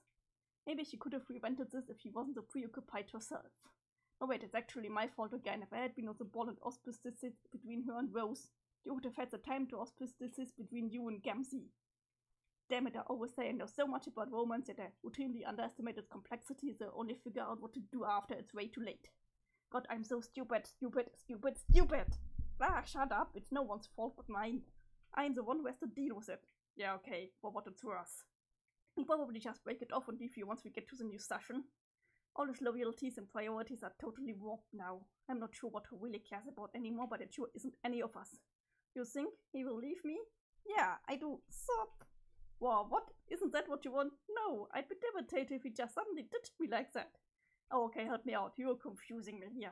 I feel pathetic, and I guess a sick and terrible part of me doesn't want him to go. But if he does, I want it to be because I tell him it's over. Well, right, I guess it makes sense. Sorry, I'm just trying to be supportive here, but I'm not always sure what's the right thing to say is. I'm doing my fucking best. This is complicated for me too. You're both my friends. I know, I appreciate your intentions, Carcat. Maybe it would be better if you weren't sitting up there in the backwards chair while you talk to me. What? Why? Yeah, dude, you should probably ditch the chair. What the fuck is wrong with my chair? Or at least sit on it front way, so offer her another chair? I don't know, it's kind of a dumb affectionate in this context. No, look, it's casual and relaxed, like it usually conveys that my presence in the conversation is humble and non-threatening, yet frank and attentive. What the fuck do you want from me? To sit on the goddamn floor. Why should I squat on the dirty floor? What difference does it make? So you can be in the firm vertical plane with your friend while you exhibit compassion for a grody clown problem. Dave, it's fine. Never mind about the chair. I don't care. It just struck me as a bit distracting, silly. That's all. Okay, wow, fine. Fuck the chair. Pardon me for making myself comfortable during a sincere hard-earned discussion with a dear friend I need. But the time has come for me to cease struggling this deeply offensive piece of furniture away with your warlike tempers. Distract us no more with the most basic and utility in form of creature comfort if you stop lying. Carcat just drew his tantrum about a chair. I just want Carcat tantrum bingo.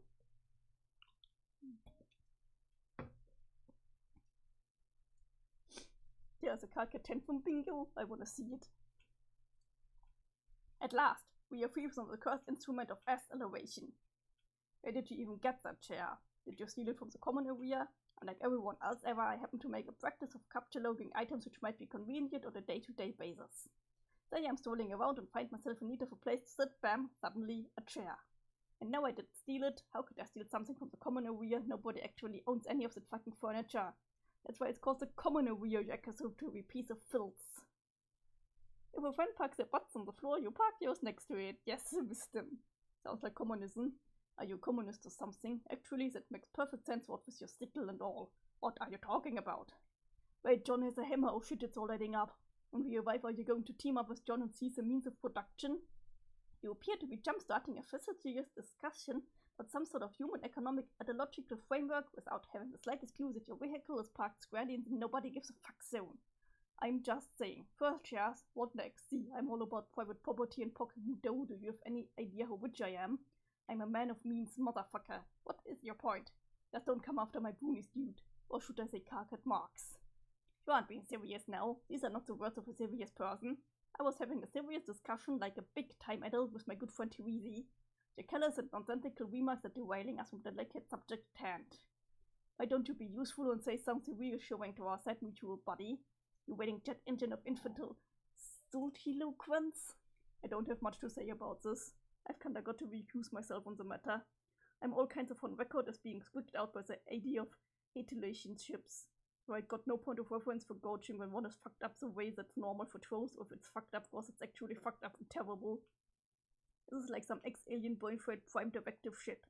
I can't intervene because I don't know that I'm talking about, but you do, so I guess keep going. You were saying some pretty good stuff before I started writing your joke about chairs. Oh, Therese, do you see? Do you see what I have to deal with, actually? I guess you can. You can a little see what I have to deal with and experience all due empathy for the fact that I have a douche as a best friend. Yes, I can see. The view from here is spectacular. Thank you. So that's it then. No advice at all. Smarter like. Why did I even bring you here for this intermission then? Intervention, I mean. Sorry, I misspoke. It's not an intervention either. My ghostly head's all beaming out of the script for moral support, Joe. I'm in Humi's corner, even if he is a massive socialist. Therese, I think I can probably figure this out. She grew up alone and blind in a forest. I think she will manage to bounce out of her jugular face. But yeah, Therese, you should at least quit the fucking soda. Yeah? Okay. Okay? Yes, I'll stop. What? Just like that. Sure, it's really gross. And my water bottle is empty, but I have a new one. Let me just open it. Okay.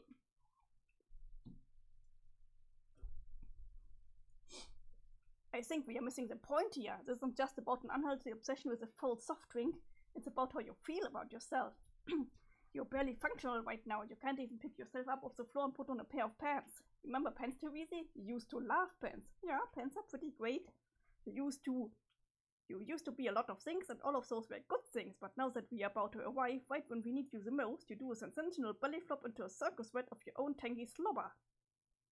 Sometimes all you need is a prod from the right person. Yes. Oh please, what could you possibly need me for? You're an important member of this party. We need you to help stand up to Jack and whatever else is waiting for us there. I don't think I will be very useful.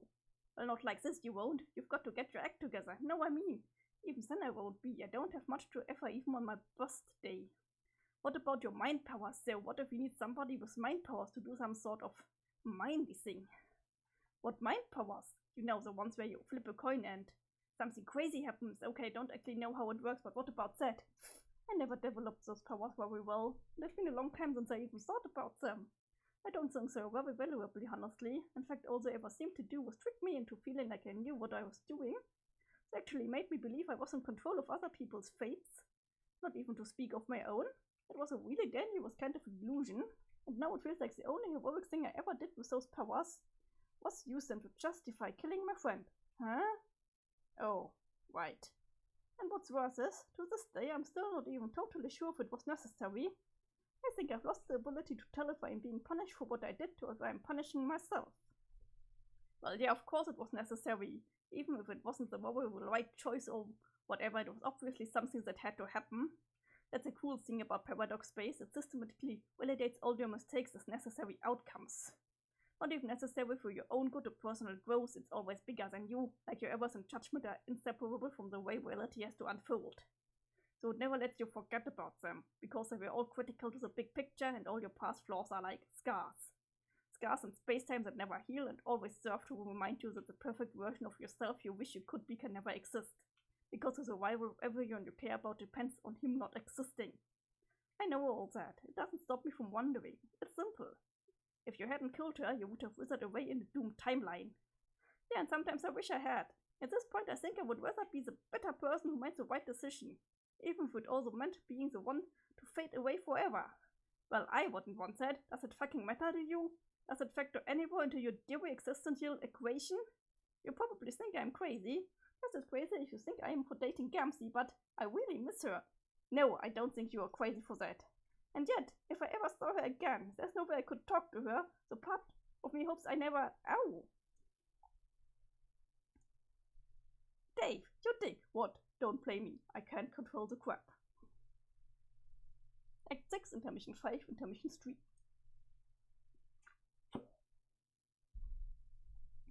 Wait, why did that planet give me 2 elves? You're calling them elves now? Yes, but they're leprechauns, or gnomes according to some Benoni scholars. They can now be additionally referred to as elves, I have decided. Whatever, why are they two? Because of the 2-for-1 deal. You sank the 7th planet on the break, but when you destroyed the 6th planet, you unlocked both the 6th and 7th elf. Now you're on the 8th planet. This one doesn't give you an elf. It doesn't.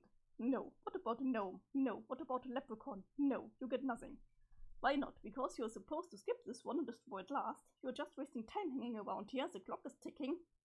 Alright, but first I want to get their power straight. Am I correct in assuming their powers keep getting more useless? Yes. Just as I suspected, I don't even care anymore, I just want to know. So Overchat, we have established just walks ahead of me all the time. No matter how far he wanders and gets lost, I always seem to catch up with him. Yes. And Greenhead, he just has a doll with pins in it. Yes. What's up with that? He has a doll with pins in it. And every time you get a new elf, he'll take another pin out. That's all I will tell you. Okay, got it, it's pointless. Moving on. Woundhead, I can't tell what his power is. What is his power? He doesn't have a power. Are you fucking kidding me? No. That's a new low, even for these shitheads. But Maroonhead is pretty smart. You can use him as a higher ranking henchman or something. Being smart isn't a power, plus I doubt that how smart can one of these imbeciles be. You talk to him and find out. No.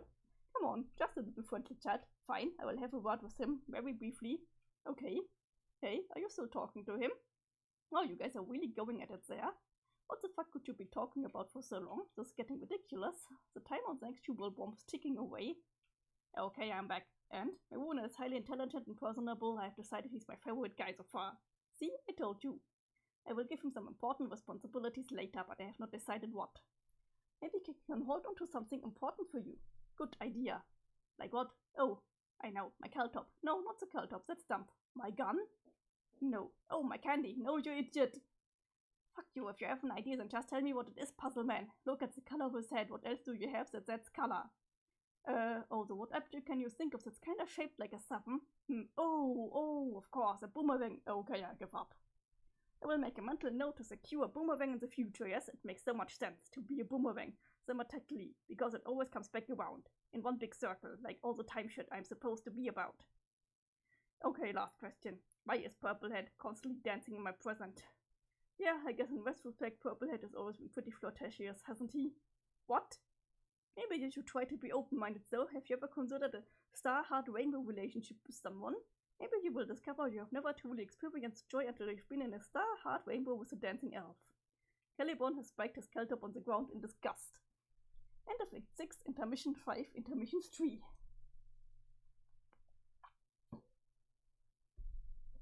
Why is there a big, yeah, probably from Whisker there?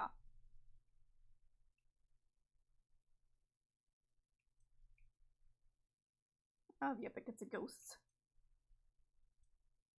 Hey guys, stop taking your feedbacks there. You are falling so far behind, you are starting to look tiny and ridiculous from here. The trailer should be brought just up ahead. Let's pick up the pace. Excuse me, some of us here have special needs. I think it will continue dragging my feet if you don't mind. So let's, will you just let Avanea heal your eyes already and catch the fuck up? No. Hey, Avadia was it? Yes? Can I ask you something? Okay. You seem reasonable and pretty nice. Smiling. So I'm wondering, how do you feel about all this? About what exactly? About what Whisker and her private bodies are doing? You mean searching for the weapon? I think it's a good idea. No, I know. Of course it would be great to have an awesome secret weapon, whatever it is. I mean, how do you feel about the way they've been searching for it? By using all your ghost clone friends as bait, and getting the bad guy to blow them all up to reveal the way to the treasure. That's probably the only way to find it. From experience, the specific path you travel out here is very important. If we did not trace the exact path in that amount of time, I doubt we ever would have found the right location. In fact, it may have never been found by anyone. Okay, yes. Let's assume it was the only way to find it, granted. But I mean, does it really make it the right way to beat him? I couldn't say. Well, how do you feel about it? Most of the other pirates seem cool with it, so I'm wondering if you feel differently. It's probably necessary, and they would have embarked on this voyage whether I had come along or not. So I might as well join the fun. Isn't that what you did when you saw our ship? Sort of. But I didn't know what you were all doing yet. Yes, but once you found out, you continued journeying with us. Yeah, but I'm just hanging out here because I'm asleep. What else was I going to do? Exactly. I don't necessarily share the point of view and the meaning of this endeavor, so consider this to be a great clash between good and evil. but I prefer to look at the coming battle as a matter of housekeeping. In the end, all of this must be tidied up, even his. Okay, but what about your friends? Don't you care about them? Of course I do. I love all my friends. And why do you seem so cheerful when so many of them are getting zapped by lasers? Do I seem cheerful about that? Kinda. I apologize if that is the way I'm behaving. It is not true, though. I think I look at death differently than most. It is fair to say this attitude extends to death after death as well. I've learned to be at ease with the cessation of being in only form it takes. But I am not, nor will I ever be the monster's handmaid. So please believe that I would never take joy from the destruction of any soul. However, you must realize that it is only by the grace of the Hobo Terrors that so many have been allowed to continue existing for so long. They have persisted for ages beyond their time, just as he has. As such, it seems to me his rampage is just another kind of housekeeping. While he wounds the ring undoing the work of the gods, we must prepare for his undoing as well, to ready the manner for the Lord's arrival, so to speak. I'm sorry, maybe I spaced out for some of that, but I'm still not sure what you're talking about. Maybe you could just simplify it for me. Are you a good guy or bad guy? I don't like to think of myself in those terms, but I do try to be nice to people. Damn it, okay, could you just maybe give me an idea of what it is you actually want out of all this? What I want? That's a pretty good question. I think I mostly want to see what happens when this whole place breaks apart.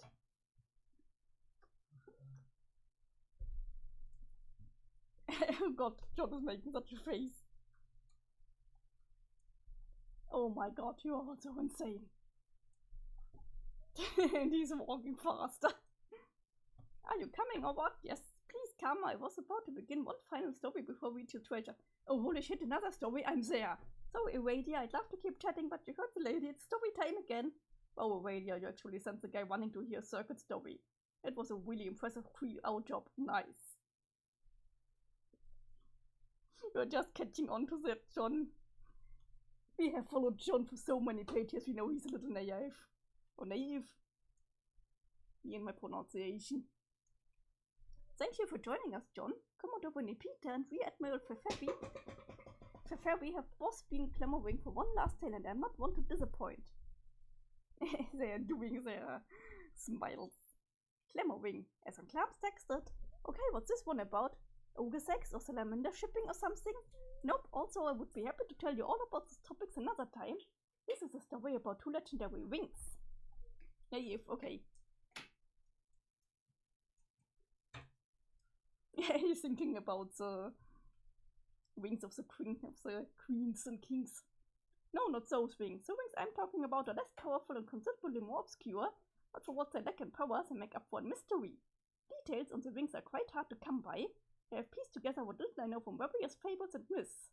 They occasionally make appearances in such stories, serving different purposes in each tale, and always called by different names. But in this story, they will be known as the Wings of Life and Void.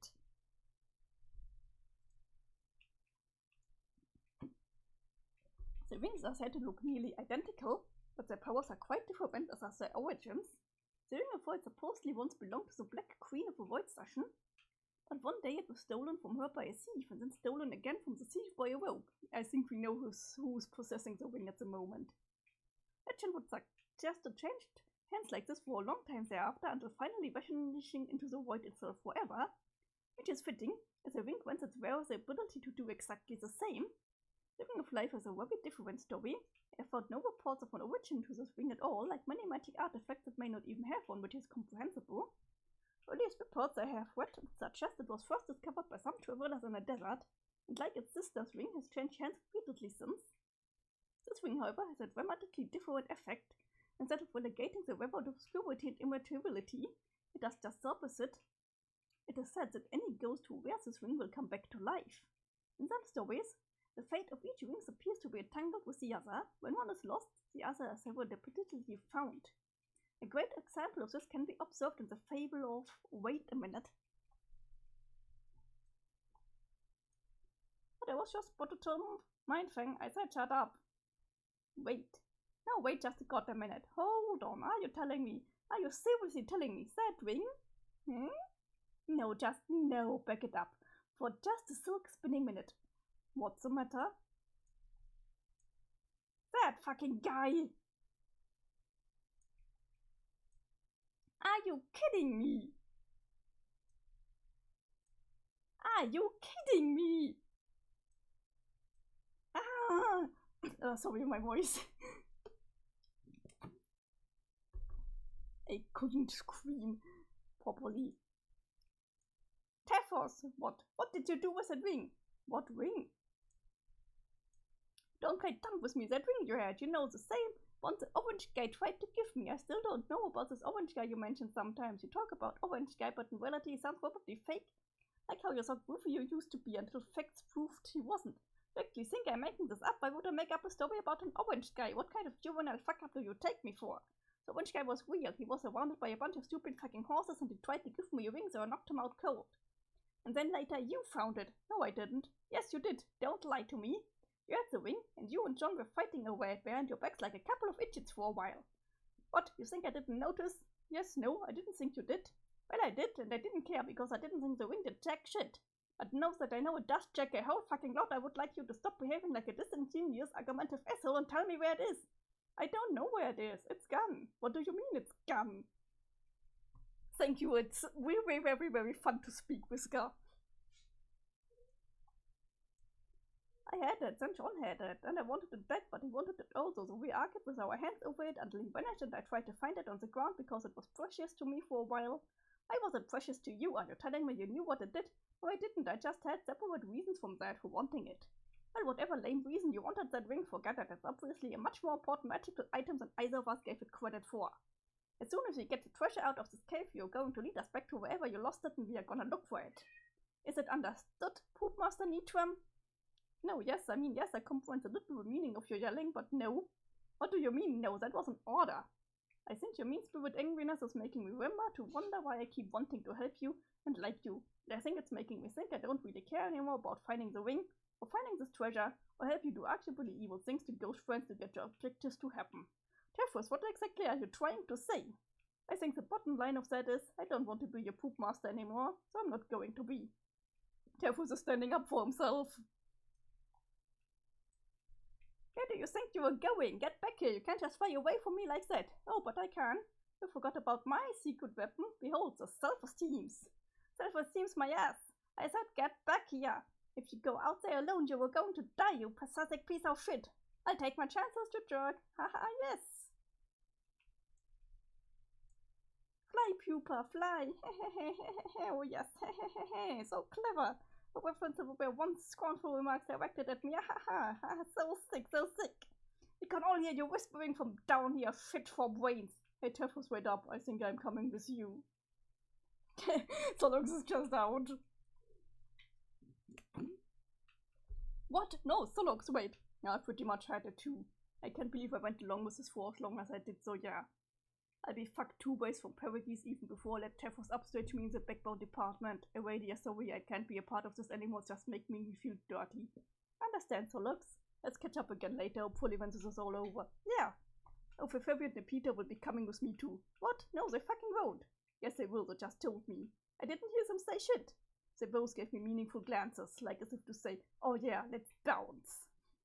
Yeah, they are doing the winks.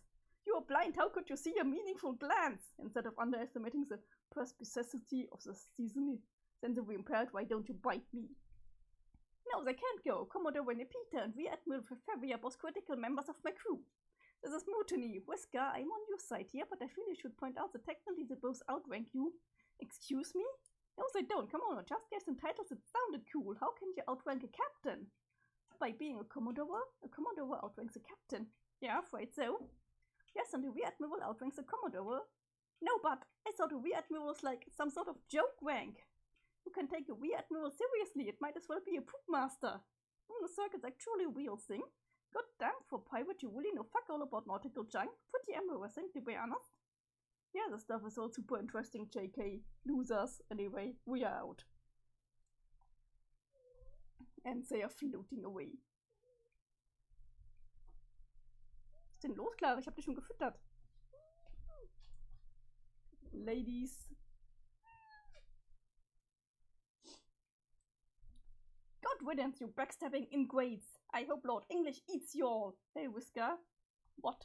Actually, you know that ring? What about it? I have it now. You do? Well, yeah, let me see. No, I mean not on me. I guess I wasn't wearing it when I fell asleep. It seems to have the power to come with me in and out of my dreams as long as I'm wearing it. That's how I got it in the first place. I had it on when I woke up. You were wearing it? Why and why were you playing keepaway with it in the first place? I mean, aside from the obvious fact that messing with Tethos is its own hilarious reward. I don't know, I guess. I liked it and I just wanted to hang on to it for some reason. Didn't know I would wake up with it. This is perfect. That means all you have to do is put it on when you wake up and come find me the next time you go to sleep. Yeah, maybe. Whisker gets shown up for the great time. Maybe? I'll think about it. You'll think about it? Well, yeah. Sounds like an important item, so deciding what to do with it is kind of a big responsibility. It's supposed to bring ghosts back to life, but we don't know how it works. What if it only keeps you alive as long as you're wearing it? That would mean only one ghost could come back. Right, all the better reason to let me use it. But there are a lot of ghosts. I'm just not sure what to do yet. Wait, you're not actually thinking of giving it to someone else, are you? That's my ring, the orange guy gave it to me. Yeah, well, frankly, I don't give a shit about the orange guy. The ring is mine for now, so I'm the one who has to figure out what to do with it. Speaking of waking up, it's probably the time I got going too. I'm not trying to join the mutiny or anything, but I do have friends waiting for me out there. John, wait! I hope we are not parting on bad terms here. You aren't holding all this treasure hunting shit against me like Tethos is, right? We are still cool, right, John? If you have to leave, I get that, but I really want us to stay friends. I always felt like we had a special bond, John.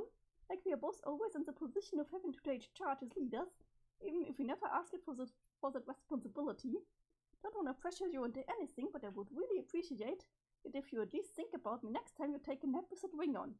It's fine, we can stay friends. I don't really like to make enemies with people, even if they are what? Whisker, I have to be honest, years ago when we first talked, it was a lot of fun to get to know you. I mean, I thought about you a lot since then. I guess I never quite realized how little I actually understood you. During this treasure quest, I tried to reserve judgment, like maybe it was just a troll thing I didn't get. But seeing how those other guys felt about it, I think it's more complicated than that. Obviously, not all trolls are like you, and I know I'm not. Maybe this was all for a good cause, but it still felt like a pretty fucked up way to go about it, and all I'm saying is I'm ready to go. I've seen enough and I miss my friends. I think about what to do with the ring, but honestly what? Again, I'm just keeping it real. If I'm really thinking hard about who I should bring back to life. I don't know if my conscience can justify bringing back someone so dangerous. Look at Aurelia in the background. Fine, don't give me the ring then. Actually, you know what? Even if you change your mind someday, forget it. I don't even want it anymore. You don't? No. I've been dead this long. What's a little longer? Keep your ring. I don't want anyone's pity. So beat it, Egbert. Well? Huh? John, I thought you were leaving. Oh, right. I guess I'll just be. What are you, a fucking idiot? Don't go yet. What? Look, you made yourself perfectly clear. You think I'm a heartless monster and you don't want to help me out. Whatever. But are you seriously going to check out of the stream like 2 minutes before you see what the treasure is? Holy crap, you, where is your sense of curiosity? If I can manage to put up with you for a lot longer, I think you can stand my moderately bankroll company long enough to find out what the thing is. Why am I the only person in the Paradox Space who actually thinks? Oh sure, I guess I go a little further and check out the treasure. You're right, it would be dumb not to. Good. This rope. Party's over, folks. The pirate playtime with that jamboree was fun while it lasted, but it's time to get serious. The treasure's down there. If my guess is right, it should be buried in one of his ancient memories. By now we've all been whipped back at the hell and back by my dear ancestor. Well, trust nobody's gonna mind indulging one of my stories. It was a pretty good yarn about this treasure I read once during our travels. What in the damn memory who knows whose? It was a good read. Impeccable prose. Failing to do it justice would be the real matter of morality here if you ask me. But right now I ain't in the mood to figure out how not to make it fucking suck. So I'll just say this. It was supposedly a weapon that once belonged to him, but he could never use it without altering its nature, meaning he would only use it once, so he did. After that it could only be used again one more time, and only as a weapon against him. Knowing it was one of the keys to his defeat, he had it locked away deep in the void. That's it, part 1 of my story. Hold your applause. Guess we'll find out if that's true. If this turns out all my despicable shit was in vain.